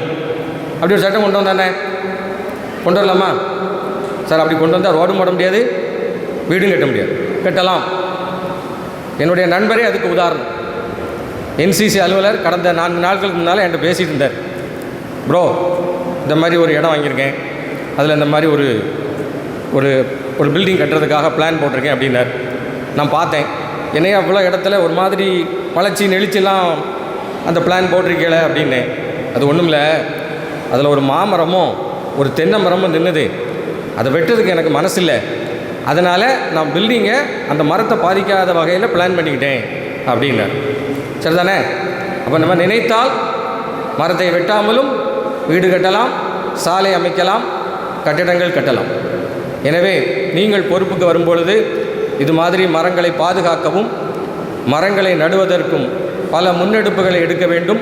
அதற்கு இந்த நிகழ்ச்சி உங்களுக்கு ஒரு உதாரணமாகவும் ஒரு மோட்டிவேஷனாகவும் இருக்க வேண்டும் என்று கூறி மீண்டும் உங்கள் அனைவருக்கும் என்னுடைய வாழ்த்துக்களை கூறி விடைபெறுகிறேன். நன்றி. மிக அருமையாக உரையாற்றி இருக்கிறார். இப்போதைக்கு வந்து பார்த்திங்கன்னா ரோடு போடுறதுக்காக ஏகப்பட்ட மரங்களை வந்து வெட்டிகிட்டு இருக்காங்க. உங்கள் கண்ணு முன்னாடியே அந்த மரங்கள் வந்து போகிறது அப்படிங்கிறதெல்லாம் வந்து மரங்களை வந்து நேசிக்கக்கூடிய நபர்களுக்கு தான் தெரியும். இடைக்கால் அப்படின்னு சொல்லிட்டு ஒரு பகுதி இருக்குது. அங்கே வந்து பார்த்திங்கன்னா நல்ல ஒரு 2-3 ஆலமரம் இருந்துச்சு. அது இப்போ இல்லை. அதே மாதிரி மனோன்மணியம் சுந்தரனார் பல்கலைக்கழகம் பார்த்துருப்பீங்களா, அங்கே 2 ஆலமரம் இருந்துச்சு. எது வளர்ச்சி அப்படிங்கிறத நீங்கள் முதல்ல புரிஞ்சுக்கிடணும். அந்த ஆலமரத்துக்கு கீழே கிட்டத்தட்ட ஒரு 100லேருந்து 150 பேர் நின்னாங்கனாலும் அது கொள்ளும். முழுக்க முழுக்க அத்தனை பேருக்கும் நிழல் தரக்கூடிய ஒரு ஆலமரமாக அது இருந்தது. அந்த மரத்தை வெட்டிட்டு அங்கே ஒரு பஸ் ஸ்டாண்டை கட்டி, பஸ் ஸ்டாப், அதுக்கு வந்து கண்ணாடி போட்டு அதுக்குள்ளே ஏசி போட்டு இருக்குது. நீங்கள் மனோன்மணிய சுந்தரம் யூனிவர்சிட்டியை கிராஸ் பண்ணி போகும்போது பார்த்தீங்கன்னா தெரியும் அது இருக்குது. இதே மாதிரி கொக்கரகுளம் சயின்ஸ் சென்டர் பஸ் ஸ்டாப்பும் இருக்குது. அங்கே ஒரு மரம் இருந்துச்சு. அந்த மரத்தை வெட்டிட்டு அதுக்கு ஒரு பஸ் ஸ்டாப்பை கட்டி அந்த பஸ் ஸ்டாப்பில் கண்ணாடி போட்டு அந்த ஏசி போட்டாங்க. இப்போ ஒர்க் ஆகலை, 2மே ஒர்க் ஆகலை. அப்போ எது வளர்ச்சி அப்படிங்கிறத நீங்கள் புரிஞ்சுக்கிடணும். மரத்தை வெட்டி விட்டு நீங்கள் ரோடு போட்டு எங்கே போகிறீங்க அப்படி வேகமாக? அந்த மரங்கள் கிட்டத்தட்ட ஒரு 2000 வகை சிற்றினங்களுக்கு உண்டான உறைவிடம் என்பதை நீங்கள் மறந்துவிடக்கூடாது. நீங்கள் வந்து ஒரு ஆளுக்கு வீடு கட்டி தர முடியுமா? உங்கள் வாழ்நாளில் நீங்கள் சம்பாதிச்சு ஒரு ஆளுக்கு அல்லது ஒரு உயிருக்கு வீடு கட்டி கொடுக்க முடியுமா? சத்தியமாக முடியாது. நம்மளே வீடு கட்டுவோமோ என்னமோ, அதுவே பெரிய கனவாக மாறிக்கொண்டிருக்கிறது இப்போ. அப்போ அப்படி இருக்கிற சிச்சுவேஷனில் நீங்கள் ஒரு மரத்தை நட்டி வச்சு அதை வளர்த்தீங்க அப்படின்னா 2000 வகையான சிற்றினங்கள் அந்த மரத்தை சார்ந்து வாழ்ந்து கொண்டிருக்கிறது. அத்தனை உயிரினங்களுக்கும் நீங்கள் ஒரு உறைவிடத்தை ஏற்படுத்தி கொடுத்த புண்ணியம் உங்களுக்கு கிடைக்கும். ஒரு மரம் நட்டினா 2000 விதமான உயிரினங்கள் அங்கே இளைப்பாறுகின்றன, உறைவிடம் செய்கின்றன. அப்போ ஒரு மரத்தை வெட்டினீங்கன்னா என்ன ஆகும் யோசிச்சு பாருங்கள். அவ்வளவு சிற்றினங்களை அழித்து விட்டு யார் உங்களுக்கு உரிமை கொடுத்தது? இதெல்லாம் பேசணும்னா பேசிட்டே இருக்கலாம். ஸோ ஒழுக்கம் அப்படிங்கிற ஒரு விஷயம் நம்மளுடைய வாழ்க்கையில் இருக்கக்கூடிய மிக முக்கியமான விஷயம். நீங்கள் எவ்வளவு தான் நல்லா படிங்க, ஆனால் மூத்தவர்களை மதிப்பது இப்படிங்கிற ஒரு விஷயம், அதை மட்டும். அதுக்கப்புறம் நேரம் தவறாமை, இதே மாதிரி இன்னும் நிறைய பண்புகளை சொல்லிக்கொண்டே போகலாம். அத்தனை பண்புகளையும் இந்த பள்ளி பருவத்தில் நீங்கள் கற்றுக்கொண்டு விட்டீர்களா என்பதுதான் என்னுடைய கேள்வி. அதை கற்றுக்கிடாமல் நீங்கள் மார்க் நிறைய எடுத்தும் நீங்கள் இன் ஃபியூச்சரில் எந்த ப்ரொஃபஷனுக்கு போனீங்க அப்படின்னாலும் இந்த ஒழுக்கத்தை நீங்கள் அங்கே பயன்படுத்துகிற அளவுக்கு நீங்கள் இருக்க வேண்டும். சிறிய வயதிலேயே அந்த ஒழுக்கத்தை கட்டாயமாக உங்களுக்கு கற்றுக் கொடுக்கக்கூடிய, நாமளே வந்து ஒரு மிஷினுக்குள்ளே போய் உட்காந்துக்கிட்டோம் அப்படின்னாக்கா நம்மளை அழகாக வந்து தட்டி ஷேப் பண்ணி கொடுத்துருவாங்க. அப்படி ஒரு மிஷின் இருக்குது. அதுதான் பள்ளிக்கூடம். அந்த பள்ளிக்கூடத்துலேயும் வந்து சில இடங்களில் நாம் தப்பிச்சிடலாம். ஆனால் என்சிசி அப்படிங்கிற ஒரு இடத்துல நீங்கள் எந்த கேள்வியும் கேட்க முடியாது. ஒழுக்கமாக இருந்து தான் ஆக வேண்டும். இல்லை அப்படின்னா அதற்கு தகுந்த தண்டனை வழங்கப்படும். அப்போ அந்த அளவுக்கு ஒழுக்கமாக இருக்கக்கூடிய, இப்போ அவரெல்லாம் பார்த்திங்கன்னா மராத்தான் கிட்டத்தட்ட 10 கிலோமீட்டர் 15 கிலோமீட்டர் ஓடுவாப்பில் அங்கே ட்ரைனிங்கில் நம்ம லோகநாதன் சார். அப்போது அந்த அளவுக்கு வந்து ஃபிசிக்கல் ஃபிட்னஸ் இருந்தால் மட்டும்தான் வந்து அந்த மாதிரியான ஒழுக்க திறன்கள் வந்து மற்றவர்களுக்கு நாம் கற்றுக் கொடுக்க முடியும் அல்லவா? அந்த ஒழுக்கத்தை நம்முடைய பள்ளியிலேயே நிலைநாட்டுவதற்கு மிக முன்முனைப்பு காட்டிக் கொண்டிருக்கக்கூடிய லோகநாதன் சார் அவர்களை வாழ்த்துரை வழங்க அன்புடன் அழைக்கிறேன்.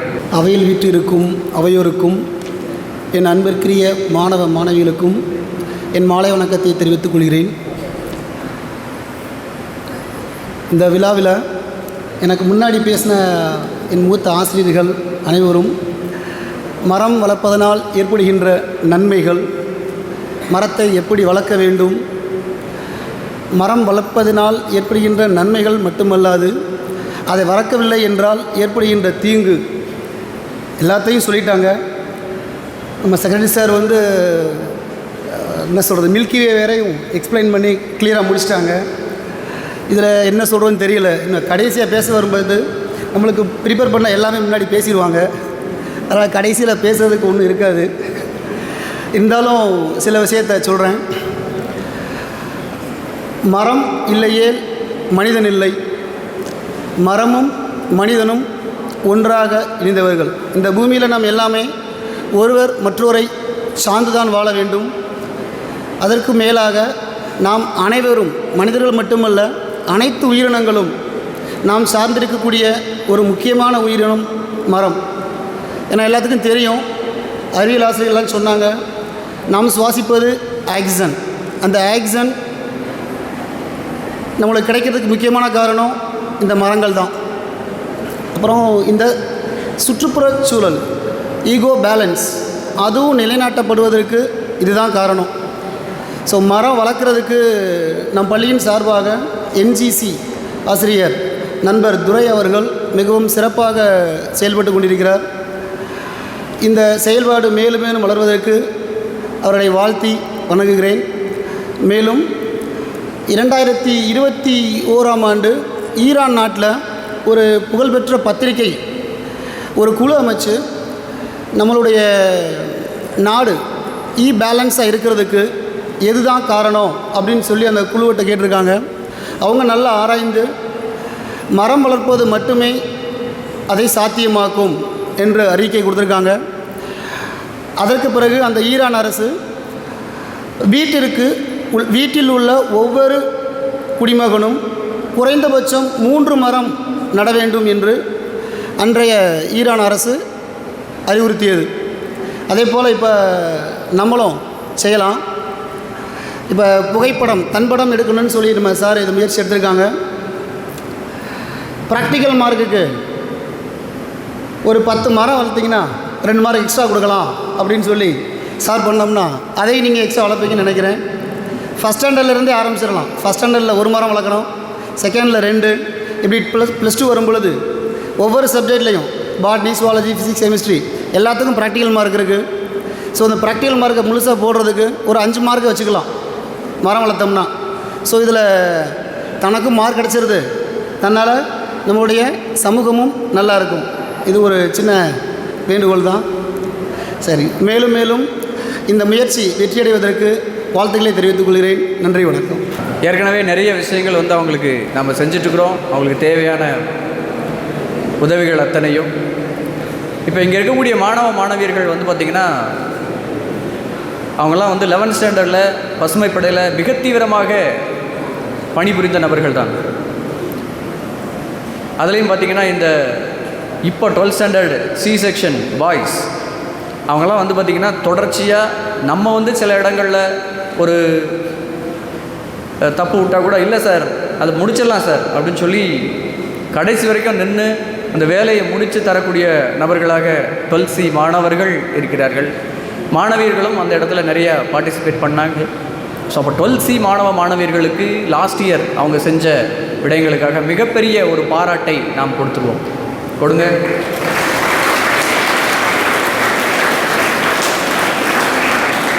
அதே போல் நம்ம வீட்டில் வந்து நம்ம வீட்டு பிள்ளைகள் வந்து எப்படி வந்து வேலை செய்வாங்களோ அது மாதிரி காலையில் வந்த உடனேயே வந்து அவங்க இடுப்பில் குடத்தை வச்சுக்கிட்டு, ஏன்னா கிட்டத்தட்ட வந்து போன வருஷம் நாம் வச்ச மரங்களினுடைய எண்ணிக்கை 66, நம்முடைய கேம்பஸில் நாம் வச்ச மரங்கள் 66, இப்போ கிட்டத்தட்ட 58 மரங்கள் செழித்து அங்கே வளர்ந்து கொண்டிருக்கின்றன. ஸோ அத்தனைக்கும் வந்து காலையில் வந்த உடனே சில குரூப் காலையில் 8:30க்கே வந்துடும், வந்து தன்னுடைய வேலைகளை வந்து ஆரம்பிச்சிடும். 12th D மாணவியர்கள் அவர்களை வந்து பாராட்டாமல் விட்டோம் அப்படின்னா நான் பெரிய பிழை செய்து விட்டேன் என்று அர்த்தமாகிவிடுகிறது. அவர்களுக்கும் மிகப்பெரிய பாராட்டுகளை நாம் கொடுப்போம்.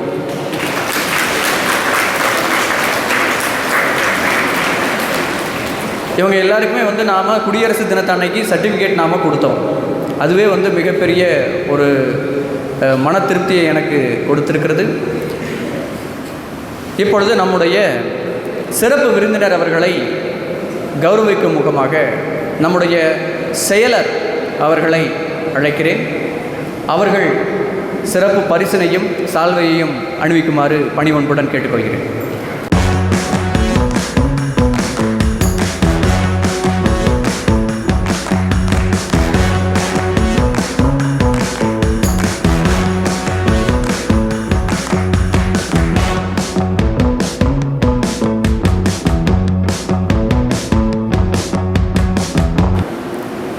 இப்போ பார்த்தீங்கன்னா நாம் ஒரு ஸ்கூலில் வந்து இந்த ஃபங்க்ஷன் நடத்துறதுக்கே நாம் வந்து நிறைய விஷயங்களை செய்ய வேண்டியிருக்கு. கிட்டத்தட்ட தென்காசி மாவட்டம் முழுவதுமாக 150 பள்ளிகளுக்கு மேலாக, இன்னும் சங்கரன் கோயில் அந்த சைடு குருவிக்குளம் சைடெல்லாம் வந்து அதுக்கு முன்னாடி வரைக்கும் ஏகப்பட்ட பள்ளிகளை தன்னுடைய கட்டுப்பாட்டில் வைத்திருக்கக்கூடிய திரு ஜெயபாலன் சார் அவர்களை சிறப்புரை ஆற்ற அழைக்கிறேன். மதிப்புக்குரிய இப்பள்ளியின் செயலர் திரு சுந்தரம் சார் அவர்களே, இப்பள்ளியின் தலைமை ஆசிரியர் வேங்கட சுப்பிரமணியன் சார் அவர்களே, மற்றும் வாழ்த்துறை வழங்கி அமர்ந்திருக்கக்கூடிய Ranjith sir, Rajendra Pandian sir, Sekar sir, Loganathan sir ஆகியோர்களே, மற்றும் நிகழ்ச்சியை சிறப்பாக நடத்தி சிறப்பாக திட்டமிட்டு செயல்படுத்தி கொண்டிருக்கும் துறை சார் மற்றும் ஏனைய ஆசிரியர் பெருமக்கள், மாணவ செல்வங்கள் அனைவருக்கும் இனிய மாலை வணக்கம். சார் சொன்னாங்க இந்த பள்ளி வந்து பசுமை பள்ளியாக அறிவிச்சிருக்கோம்னு. ஆனால் இந்த பள்ளியை அப்படி அறிவிக்கிறதுக்கு முன்னாடி இந்த பள்ளி வந்து பசுமையாக தான் இருக்குது. நான் ஏற்கனவே சார்கிட்ட சொல்லியிருக்கேன், உங்கள் பள்ளி ஒரு பசுமை பள்ளியாக தான் இருக்குது, ஆனாலும் இன்னும் இடம் இருக்கிறதுனால அதை நம்ம வந்து செயல்படுத்துகிறோம் அப்படின்னு சொல்லியிருக்கேன். அதே மாதிரி சார் வந்து எது செஞ்சாலும் வந்து சிறப்பாக திட்டமிட்டு நல்லா செஞ்சு கொண்டு இருக்காங்க. ஏற்கனவே இந்த மரங்கள் இதுக்கு முன்னாடி ஒரு நிகழ்ச்சி நடத்தியிருக்காங்க. இப்போ திரும்ப அதே மாதிரி ஒரு நிகழ்ச்சி, அதுவும் நீங்கள் பள்ளி பருவத்தை முடித்துவிட்டு செல்லக்கூடிய இந்த தருவாயில் உங்களுக்கு ஒரு நினைவு பரிசாக இதை கொடுத்துருக்காங்க. இதை வந்து நீங்கள் வந்து சீரும் சிறப்போடு ஒரு குழந்தையை எப்படி தாய் வளர்க்கிறார்களோ அதே போல் நீங்கள் என்ன செய்யணும், இதை நன்றாக வளர்த்து அதனுடைய கனிகளை பறித்து சாப்பிடணும். அந்த அளவுக்கு நீங்கள் வந்து அதை பராமரிக்க வேண்டும் என்று கேட்டுக்கொள்கிறேன். அதே மாதிரி சார் பேசும்போது சொன்னாங்க, மரங்களை வெட்டுறதுக்கு சட்டத்திட்டங்கள் கொண்டு வரணும் அப்படிங்கிற மாதிரி சொன்னாங்க. ஆனால் ஏற்கனவே ஒரு சட்டம் இருக்குது. ஒரு மரம் வெட்டினா நாம் வந்து 10 மரங்கள் நடணும். ஒரு மரம் வெட்டினா எத்தனை மரங்கள் நடணும்? 10 மரங்கள் நடணும். இப்போ ஹைவேஸில் வெட்டக்கூடிய மரங்களுக்கெல்லாம் அவங்க வந்து நட்டுக்கிட்டு தான் இருக்காங்க. அது வந்து கலெக்டர் தலைமையில் ரிவ்யூ பண்ணிட்டு தான் இருக்காங்க. ஆனாலும் பழைய மரங்களாக வரதளவுக்கு அந்த அளவுக்கு வளர்ந்து வர்றதுக்கு பல ஆண்டுகள் பிடிக்கும். அது வரைக்கும் நமக்கு வந்து ஒரு சிரமமான ஒரு விஷயந்தான். அதே மாதிரி இந்த மரம் வளர்க்கணும், அதுக்கு ஏன் இவ்வளோ இம்பார்ட்டன்ஸ்னு பார்த்தோம்னா, இந்த காலநிலை மாற்றம்ங்கிறது நமக்கு எல்லாருக்குமே தெரியும். எதனால் வருது, அதனுடைய விளைவுகள் என்ன, அது என்னென்ன பாதிப்புகளை ஏற்படுத்தும் இல்லையா? அதிகமான வெள்ளப்பெருக்கு வரும், அதிகமான வறட்சி வரும், அதிகமான ஹீட் வேவ்ஸ் வரும். இந்த மாதிரி எல்லாமே எக்ஸ்ட்ரீம் லெவலில் போய்கிட்டே இருக்கக்கூடியது தான் இந்த காலநிலை மாற்றம். அப்போ இந்த காலநிலை மாற்றத்தினுடைய தடுக்கக்கூடிய ஒரு வழிமுறை தான் இந்த மரங்களை நடுதல். இப்போ உலக அளவில் 33% காடு இருக்கணும். ஆனால் இருக்கக்கூடிய காடுகளின் அளவு எவ்வளோன்னு பார்த்தோன்னா 32%. அப்போ இந்தியாவிலேயே 33% இருக்கணும். ஆனால் இந்தியாவில் இருக்கக்கூடிய காடுகளின் பரப்பு எவ்வளோன்னு பார்த்தோம்னா 25%. தமிழ்நாட்டில் எடுத்துக்கிட்டோம்னா வெறும் 20% தான் இருக்குது. அதனால தான் இப்போ சென்ட்ரல் கவர்மெண்ட்டு, ஸ்டேட் கவர்மெண்ட் எல்லாருமே மரங்கள் வளர்க்குறதுக்கு ரொம்ப முக்கியத்துவம் கொடுத்துட்ருக்காங்க. நம்ம ஃபாரஸ்ட் டிபார்ட்மெண்ட்டை எடுத்துக்கிட்டாலும் சரி, அதே மாதிரி சார் மாதிரி இந்த சோசியல் அமைப்புகள் எடுத்துக்கிட்டாலும் சரி, அவங்க நிறைய முயற்சி பண்ணி இதெல்லாம் பண்ணிக்கிட்டு இருக்காங்க. இப்படி பண்ணலைன்னு சொன்னால் நம்முடைய வெப்பநிலை அதிக அளவில் உயர்ந்துக்கிட்டே வரும். உதாரணமாக சராசரி வெப்பநிலை 1.5 டிகிரி கூடிச்சுன்னா இந்த உலகத்தை வந்து வெயில் அதிகப்படியாக சுட்டரிக்கும், மக்களுக்கு மிகப்பெரிய பாதிப்பு வரும். இப்போ கூட ஒரு 4-5 மாதத்துக்கு முன்னால் பார்த்திங்கன்னா இந்த ஃப்ரான்ஸில் எல்லாம் ஹீட் வேவ்ஸில் மத்தியானம் 11 மணிலேருந்து சாயங்காலம் 6 மணி வரைக்கும் வீட்டை விட்டு வெளியே வரக்கூடாதுன்னு சொல்லியிருந்தாங்க. இதெல்லாம் வந்து காலநிலை மாற்றத்தினுடைய ஒரு தாக்கங்கள். இப்போ கூட ஒரு வாரத்துக்கு முன்னாடி பார்த்திங்கன்னா இத்தாலி, ஸ்பெயினிலெல்லாம் மிகப்பெரிய வெள்ளப்பெருக்கு வந்து நிறைய பாதிப்பை உருவாக்குச்சு. அப்போ நம்ம இடத்துலையும் இது வராமல் இருக்கணும்னா இந்த மாதிரி விஷயங்களை நம்ம தொடர்ந்து செஞ்சுக்கிட்டே இருக்கணும். 2 வருஷத்துக்கு முன்னாடி கூட நம்ம பார்த்தோம், தூத்துக்குடியில் கூட ஒரு பெரிய வெள்ளப்பெருக்கு வந்துச்சு, அதில் நிறைய பாதிப்புகள் வந்துச்சு. அப்போ இந்த மாதிரி விஷயங்கள் நமக்கு வராமல் இருக்கணும்னு சொன்னால் இந்த மரம் வளர்த்தல நம்ம ஒரு இதாக கொண்டு வரணும். நம்ம சொல்லிகிட்டு இருந்தால் மட்டும் போதாது, அதை செயல்படுத்தணும். அந்த வகையில் நம்ம பள்ளி வந்து மிகப்பெரிய அளவில் செயல்படுத்திகிட்டு இருக்காங்க. வள்ளுவ பெருந்தகை சொன்ன மாதிரி சொல்லுதல் யாருக்கும் எளிய அறியவாம் சொல்லியவனம் செயல்னு சொல்கிற மாதிரி மற்ற பள்ளிகள் வந்து இந்த அளவுக்கு பண்ணலை. ஆனால் நம்ம பள்ளிக்கூடம் வந்து இதை வந்து திட்டமிட்டு வருஷத்துக்கு நிறையா மரங்களை நட்டு செயல்படுத்திகிட்டு இருக்காங்க. வீடுகள்லேயும் நிறைய கொடுத்து பிள்ளைங்க ஃபோட்டோ எடுத்து அனுப்பியிருந்தாங்க. நிறையா ஒரு 1000 மேலே நட்டுப்போம்ல. அதில் 1044 இந்த வருஷம் தொடக்கத்தில் நீங்கள் மரக்கன்று வீடுகளில் நட்டிருக்காங்க. இப்போவும் இது வந்து சாம்பிள் இன்னும் நிறைய கொடுக்க போகிறாங்க. சரி, இப்போ வீட்டில் இடம் இல்லைன்னா என்ன செய்யலாம்? இப்போ நிறைய வெரைட்டி ஆஃப் செடிகளெல்லாம் வந்துட்டு இல்லையா, சின்ன சின்ன தொட்டியில் வைக்கிற மாதிரி. அப்போ அந்த மாதிரிப்பட்ட செடிகளை கூட நீங்கள் என்ன செய்யலாம்? இடம் இல்லாதவங்க, எங்களுக்கு வீட்டில் இடம் இல்லை அப்படின்னு சொன்னால் அதை வாங்கி வைக்கலாம். இப்போ இந்த சில தேவையில்லாத இதெல்லாம் வாங்குகிறோம்ல, பொம்மைகள், சில பிளாஸ்டிக் ஐட்டம்ஸ், இதெல்லாம் நம்ம வாங்கி தேவையில்லாமல் குப்பை மாதிரி சேர்த்து வச்சுட்ருக்கோம். அதுக்கு பதிலாக சின்ன சின்ன செடி தொட்டியை வாங்கி வச்சுக்கலாம். அது தவிர நம்ம என்ன செய்யலாம்? இந்த போகிற வர வழியில் சார் வந்து விதைப்பந்து எல்லாம் ரெடி பண்ணிகிட்ருக்காங்க. அதை நிறைய போட்டு எங்கெல்லாம் போட முடியுமோ அதெல்லாம் நம்ம போட்டோம்னா ஒரு 5 வருஷத்தில் அதெல்லாம் பெரிய மரங்களாக வளர்ந்துடும். அதுக்கு உதாரணங்கள் நிறைய இருக்குது. இப்போ நம்ம இந்தியாவின் மனிதன் என்று சொல்லக்கூடிய ஜாதவ் பேயங் கேள்விப்பட்டிருப்பீங்க, நீங்கள் ஸ்கூலில் படிச்சிருப்பீங்க. அவர் எவ்வளோ கஷ்டப்பட்டு ஒரு பெரிய காடாக தனி மனிதனாக உருவாக்குனார் அப்படிங்கிறத நீங்கள் படிச்சிருக்கீங்க. இத்தனைக்கும் அவர் வந்து ஒரு படிக்காத மனிதன் தான். அப்போ அவரெல்லாம் செய்யும்போது நம்மளால் என்ன செய்ய முடியும்? கண்டிப்பாக இதெல்லாத்தையும் செய்ய முடியும். அதனால் நம்ம என்ன மரம் வளர்க்கணும். இப்போ நம்ம வைரமுத்து வந்து தன்னுடைய கவிதையில் சொல்லியிருக்கிற மாதிரி மரங்களின் பயன்களை பற்றி சொல்லியிருக்கிற மாதிரி மரம் மரம் எல்லாம் மரம்தான், மறந்தான் மனிதன் மறந்தான். ஆனால் நம்ம ஆழ்வார்குறிச்சி ஸ்கூலை பொறுத்த மட்டும் யாரும் மறக்கலை, அதை நினைவுபடுத்தி அதை செயல்படுத்தி கொண்டு இருக்கிறார்கள். இன்னொன்று கடைசியாக ஒன்று சொல்லிக்கிறேன், நிறைய பேர் இன்னும் கொஞ்சம் கவனிக்கணும். அதுக்காக தான் இது. அதாவது ஒரு ஆஃபீஸில் தந்தி டைப் பண்ணுறதுக்கு ஆள் செலக்ட் பண்ணாங்களாம். அப்போது எல்லோரும் அந்த நேர்முக தேர்வுக்கு வந்திருந்தவங்க எல்லோரும் உட்காந்து பேசி சிரிச்சுக்கிட்டே இருந்தாங்களாம். அப்போ கடைசியாக ஒருத்தர் வந்தவர் உள்ளே போயிட்டார். அவருக்கு வந்து அப்பாயின்மெண்ட் ஆர்டர் கிடச்சிட்டு அவரை வேலையில் சேர்த்துக்கிட்டாங்க. அப்போ வெளியே உட்காந்து பேசிகிட்டு இருந்தவங்கெல்லாம் கேட்டாங்களாம், எங்களுக்கு தெரியாமல் நீங்கள் எப்படி அவருக்கு அப்பாயின்மெண்ட் கொடுத்தீங்க? நாங்கள் இவ்வளோ நேரம் வெயிட் பண்ணிகிட்டு இருக்கோமே அப்படின்னு சொன்னாங்க. அப்போ அந்த மேனேஜர் சொன்னாராம், நீங்கள் உள்ளே வரணுங்கிறது உங்களுக்கு தந்தி மொழியில் கடன்னு நாங்கள் சொல்லிகிட்டே இருந்தோம். நீங்கள் பேசிக்கிட்டே இருந்தனால நீங்கள் கவனிக்கலை. அதனால் உங்களுக்கான வாய்ப்பு என்ன செஞ்சுட்டு போயிட்டு, அதனால் நீங்கள் வந்து வாய்ப்புகள் எப்படி வேணாலும் வரலாம். இன்றைய சூழ்நிலையில் வாய்ப்புகள் வந்து நம்ம வந்து வெளிப்படையாக தெரியாது. ஏன்னா எல்லாமே கணினி யுகம், எல்லாமே எப்போ வருது எப்படி வருதுன்னு தெரியாது. அதனால் எல்லாத்தையும் நீங்கள் ரொம்ப ஈகராக ரொம்ப ஆர்வமாக கவனித்து அதன் மூலம் உங்களுடைய வாழ்வை மேம்படுத்த வேண்டும் என்று கேட்டு வாய்ப்புக்கு நன்றி கூறி விடைபெறுகிறேன். நன்றி, வணக்கம். மரத்தினுடைய கவிதை சம்பந்தமாக சார் பேசினாங்க. அது வைரமுத்துவினுடைய கவிதையை தெளிவாக நமக்கு எடுத்துணர்த்தினர். அதே போல் மரம் வைக்கிறது மட்டும் முக்கியமில்லை, அதை தெளிவாக வளர்த்து கொண்டு வர்றது. கொடுக்குற அன்னைக்கு இருக்கிற சந்தோஷம், அன்னைக்கு நீங்கள் போய் வச்சிங்க, ஃபோட்டோ எடுத்தீங்க, அனுப்பணும், எல்லாமே வந்து சக்ஸஸ்ஃபுல்லாக முடிஞ்சிருக்கு. அதை நீங்கள் 1 வருஷம் 2 வருஷம் வளர்த்து எடுத்து அதை பக்கத்தில் நின்று இன்னொரு ஃபோட்டோ எடுத்து நவ் அண்ட் தென் அப்படின்னு போட்டு ஒரு ஃபோட்டோ எடுத்தீங்க அப்படின்னு வச்சுக்கோங்களேன், அதுதான் வந்து ஒரு மிகப்பெரிய சந்தோஷமாக நமக்கு இருக்கும். ஸோ இன்றைக்கி நாம் கொடுக்குற மரத்தை கிட்டத்தட்ட ஒரு 2 வருஷம் கழித்து வளர்த்ததுக்கப்புறம் நீங்கள் ஒரு ஃபோட்டோ எடுத்து எனக்கு அனுப்புனீங்கன்னா அதுவே வந்து ஒரு மிகப்பெரிய வெற்றியாக இந்த நிகழ்விற்கு நான் கருதுகிறேன். இப்போ மரக்கன்றுகளை வழங்கும் நிகழ்விற்காக இந்த ஃபஸ்ட்டு ரோவில் இருக்கக்கூடிய ஒரு 5 கேர்ள்ஸ் 5 பாய்ஸ் வரிசையாக ஒவ்வொருத்தராக வந்து மரக்கண்ணை வாங்கிட்டு இங்கே நிற்கணும்.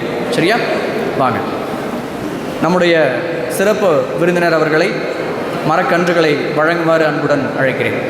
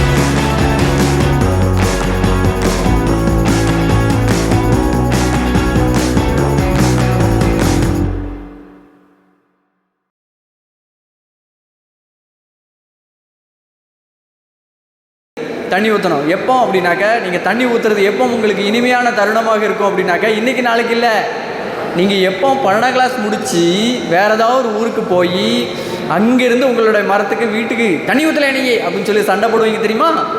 அப்போ இருக்குது உங்களுடைய அனுபவம். சரிங்களா? ஸோ அப்போ மரத்தை நல்லபடியாக வைங்க. தேங்க்யூ. ஸோ இந்த மரக்கண்டை வச்சு தண்ணி ஊற்றாட்ட ரொம்ப வாடிடும், அப்படி தானே? தண்ணி ஒழுங்காக ஊற்றணும். நீ இந்த வருஷம் 12th படிக்கிற எல்லாரும், நீ ஒழுங்காக படித்து மார்க் எடுக்கலைன்னா உன் முகம் வாடிடும் ரிசல்ட் வரும்போது. ஸோ அதனால் இந்த தருணத்தில் நீ இப்போ எப்படி மகிழ்ச்சியாக இருக்கியோ அதே மாதிரி ரிசல்ட் வந்த பிறகு நீங்களும் நாங்களும் மகிழ்ச்சியாக இருக்கணும். அதை ஒழுங்காக பிற நாட்களையும் படித்து நன்றாக 100% ரிசல்ட் தரேன்னு அன்புடன் உன்னை கேட்டுக்கிறேன். சார் 2 மாதத்துக்கு முன்னாடி நம்ம துறை தான் 2 மாதத்துக்கு முன்னாடி விதைப்பந்து எரிஞ்சார். அதுக்கு முன்னாடி செடியை கொண்டு வந்துட்டார். அது தெரியுமா? ஒரு 1000 விதைப்பந்துகள் தயாரித்து நம்ம மாணவர்கள் தான் தயாரித்து கொடுத்தாங்க 2 மாதத்துக்கு முன்னாடி. சார் 1 லட்சம், சாரி 1 லட்சம் இங்கே இருக்குது, 1000 இங்கே இருக்குன்னு 1 லட்சம் விதை கன்றுகள் விதை பந்து தயாரித்து அதை முடித்தாங்க. அதுக்கு முன்னே செடியாகி இவ்வளோ தூரம் வந்திருக்காது வாய்ப்பு இல்லை. பட் இதை வந்து சார் ஐ ஃபவுண்டேஷன் சார்பாக சார் கொஞ்சம் உதவி செஞ்சுருக்காருன்னு நினைக்கிறேன். உண்மையிலே அவர் சார் ரஞ்சித் சாருக்கும் நன்றியை தெரிவிக்கிறோம். கவனி. ஸோ நம்ம பசுமை படையும் என்எஸ்எஸும் இப்போ போட்டி போட்டு மரக்கன்றுகள் நடுறாங்க. உண்மையிலே அதை பாதுகாக்கிறாங்க. நான் அதுக்கு 12D பிள்ளைகள் சில மாணவர்களையும் நான் உண்மையிலே பாராட்டுறேன். நான் போன வருஷம் 11th Dயில் இந்த 12D பிள்ளைகள் படித்தாங்க. என்னுடைய கிளாஸுன்னு நான் சொல்லலை, பொதுவாக சொல்கிறேன். 12D பிள்ளைகள் காலையில் வந்த உடனே குடத்தை தூக்கி எல்லா செடிகளுக்கும் தண்ணி ஊற்றி, உண்மையிலே அது பெருமையாக இருக்குது. அது ஒரு சேவை மனப்பான்மை தான். ஏன்னா ஸோ உங்கள் மேலே இதிலேருந்து என்ன நம்பிக்கை வருதுன்னா, நீங்களும் இந்த மரக்கன்றை கண்டிப்பாக வீட்டில் நட்டு இதை வளர்ப்பீங்கன்னு எங்களுக்கு கண்டிப்பாக 100% நம்பிக்கை இருக்குது. சரியா? 3 வருஷம் கழித்து உங்கள் வீட்டுக்கு வருவேன். கொய்யாலாம் பழம் 3 வருஷத்தில் அதுக்கு பழம்லாம் காய் காய்ச்சிடும். ஸோ ஒழுங்காக பறிச்சுட்டு கொள்ளுங்க. என்ன, நான் ரிட்டையர்ட் ஆகிடுவேன், ஃபோன் பண்ணுங்கள், நான் வந்துடுறேன். சரியா? சரி, கவனி. ஸோ ஊட்டி, கொடைக்கானல் மாஞ்சோலை இங்கெல்லாம் போனேன்னா பிரமிப்பாக இருக்கும். இந்த பசுமை தான், அந்த பசுமையை கொண்டு வர தான் இவ்வளோ போராட்டங்கள். சரியா? ஸோ இப்போ நம்ம ஆழ்வாட்சியில் விவேக் சார் வந்ததுக்கப்புறம் ரஞ்சித் சார் மூலமாக விவேக் சார் வந்தாங்க. அதுக்கப்புறம் மரக்கன்றுகள் தொடர்ச்சியாக நடுறதை பார்த்தா இந்த சிங்கம் புலியெல்லாம் இனிமேல் நம்ம ஊருக்கே வந்துடும் போலுக்கு. அவ்வளோ தூரம் பராமரிக்கிறாங்க. காடு மாதிரி அடர்த்தியான மரங்கள் இருந்தால் அது சிங்கம் புலியில் வர வாய்ப்பு இருக்குன்னு அந்த அளவுக்கு பராமரிக்கிறாங்க. சரியா? ஸோ இதில் முக்கியத்துவம் என்னென்னா, எல்லாரும் சொன்னதில் சாராம்சம் சுற்றுச்சூழல் பாதுகாப்பு. சரியா? சுத்தமான காற்றை வழங்குகிறது. இந்த மரக்கன்றை வளர்த்தால் சுற்றுச்சூழல் பாதுகாப்பு, சுத்தமான காற்றை வழங்குகிறது, மழை பொழிவை அதிகரிக்க செய்கிறது. ஏன்னா மழை பொழிவு ரொம்ப குளிர்ச்சியாக இருந்தாலே ஆட்டோமேட்டிக்காக மழை பொழிவு வருகிறது. அப்புறம் மண் அரிப்பை தடுக்குகிறது. மண் அரிப்பை தடுக்கிறது. என்ன இப்போ மலையில் பெய்கிற மழையெல்லாம் டைரெக்டாக அப்படி வெள்ளமாக இருந்தால் பாதிக்கும். அப்போ மண் அரிப்பை தடுக்கிறது. வெப்பநிலையை குறைக்கிறது. மரங்கள் குளிர்ச்சியாக இருந்தால், நிறைய மரங்கள் இருந்தால் ஆட்டோமேட்டிக்காக அந்த வெப்பநிலை குறையும். நம்ம மே மாதம்லாம் என்ன பாடுபடுறோம். அப்போ வேப்ப மரம் எங்கே இருக்கும், இந்த மரங்கள் எங்கே இருக்கும், அன்னைக்கு இந்த மார்ச் மே ஏப்ரல் மே 3 மாதமும் மரத்தை தான் தேடுறோம், எங்கடா நிழல் இருக்கும் அப்படின்னு. அப்போ மரத்தின் பெருமையை உங்களுக்கு தெரியும். ஸோ இதெல்லாம் செய்கிறதுனால நிலத்தடி நீர் சேமிக்கப்படுகிறது. ஏன்னா நிலத்தடி நீர் அதிகரிக்க, அப்புறம் உனக்கு சாப்பாடு, உணவுப் பொருட்கள் இந்த செடி கொடிகளிலிருந்து தான் வருகிறது. அப்புறம் பறவைகள் விலங்குகள் தங்குவதற்கு இந்த மரம் செடி இது பாதுகாப்பு அளிக்கிறது. வாழ்க்கை ஒரு வட்டம், நீ எங்கே போனாலும் அங்கே சுற்றி தான் வரணும். அப்படி தானே? நாம் இது தாவரம் ஓரறிவு. நமக்கு எத்தனாவது அறிவு? 6 அறிவு. 7ஆம் அறிவு இல்லை. படத்தில் தான் 7ஆம் அறிவு இருக்குது, நமக்கு 6 அறிவு தான் இருக்குது. ஸோ 1ஆம் அறிவு 2ஆம் அறிவு இப்படி வரிசையாக சொல்லிட்டு போனால் ஒவ்வொரு அறிவுக்கும் எல்லாமே தேவைப்படுது. இந்த 6 உயிர்களுக்கும் 6 அறிவும் தேவை. அதில் அந்தந்த அறிவு எந்த விலங்கினமோ பறவைகளோ செடிகளோ கொடிகளோ பூச்சியோ ஏதோ அவ்வளவும் தேவை இருந்தால், உயிரோடு இருந்தால் தான் ஒரு வாழ்க்கை சுழற்சி நன்றாக இருக்கும். அதற்கு ரொம்ப அடிப்படை இந்த மரம் செடி கொடிகள். சரியா? அதுதான் சுவாசிக்க முக்கியமான ஒரு சான்று. ஸோ நன்றி உரைக்கு வரேன். ஸோ உண்மையிலே இறை வணக்கம் ரொம்ப அருமையாக பசுமையிலே பாடி ரொம்ப அசத்திட்டாக. இறை வணக்கம் பாடியவர்களுக்கு ஒரு பெருத்த நன்றியை கரகோஷத்துடன் தெரிவித்துக் கொள்ளுங்கள்.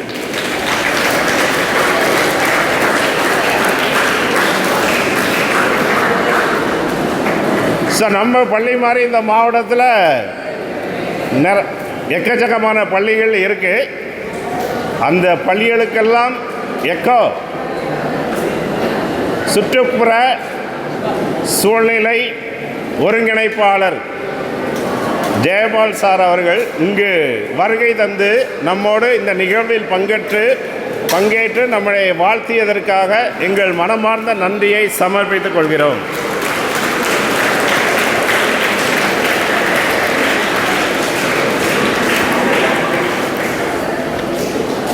நமது பள்ளி செயலர் அவர்கள் எந்த வேலை அலுவலில் இருந்தாலும் நம்மளுடைய மாணவருடைய இந்த விழாவுக்கு உடனடியாக பங்கேற்று அனுமதியை அளித்தார். அனுமதியை அளிக்க வேண்டும். அவங்கள் அனுமதி அளித்தால் தான் நாம் இதை சிறப்பாக செயல்படுத்த முடியும். அவர்களுக்கும் எங்கள் நெஞ்சார்ந்த நன்றியை சமர்ப்பிக்கிறோம். தலைமை ஆசிரியர் அவர்களுக்கும் எங்கள் நன்றியை உரித்தாக்குகிறோம். இந்த மரக்கன்றுகள் இங்கே வர்றதுக்கு இது ஒரு மரக்கன்று 100 ரூபா 120 ரூபா இந்த மாதிரி ரேட்டில் இருக்கும். அதை எப்படி வாங்கினான்னு நம்ம சார்ட்டை தான் கேட்கணும். ஏன்னா அதுக்கு இந்த 2 துறை சாரும் ரஞ்சித் சாரும் ரொம்ப முயற்சி எடுத்திருக்காங்கன்னு நினைக்கிறேன். முயற்சி எடுத்து இதை இங்கே கொண்டு வந்திருக்காங்க. ஸோ அவங்கள் இருவருக்கும் எனது நன்றியை சமர்ப்பிக்கிறேன்.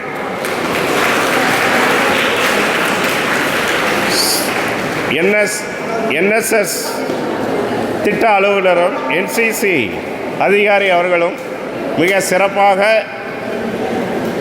மரக்கன்றுகளை பற்றி மிக சிறப்பாக உரையாற்றினார்கள். அவர்களுக்கும் எங்கள் நெஞ்சம் சார்ந்த நன்றியை சமர்ப்பித்துக் கொள்கிறோம். இதற்கு பின்னாடி ஓவிய ஆசிரியர் நூலகர் கார்த்திக் இவர்கள்லாம் இருக்கிறாங்க. இதை பின்னாடி உதவி செஞ்சவங்க, அவங்களுக்கும் எங்கள் நன்றியை சமர்ப்பித்துக் கொள்கிறோம். அப்புறம் புகைப்படம் எடுத்த தன்னார்வ மாணவர்கள் அவர்களையும் எங்கள் நன்றியை சமர்ப்பித்துக் கொள்கிறோம். இவ்வளவு பொறுமையாக இருந்த ஆசிரியர்களையும் மாணவ செல்வங்களையும், ஏன்னா நான் டெய்லி இப்படி மீட்டிங் போட்டால் நல்லா தான் இருக்குன்னுவாங்க. ஏன்னா யாருமே இப்போ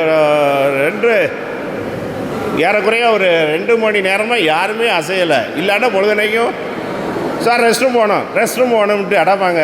ஸோ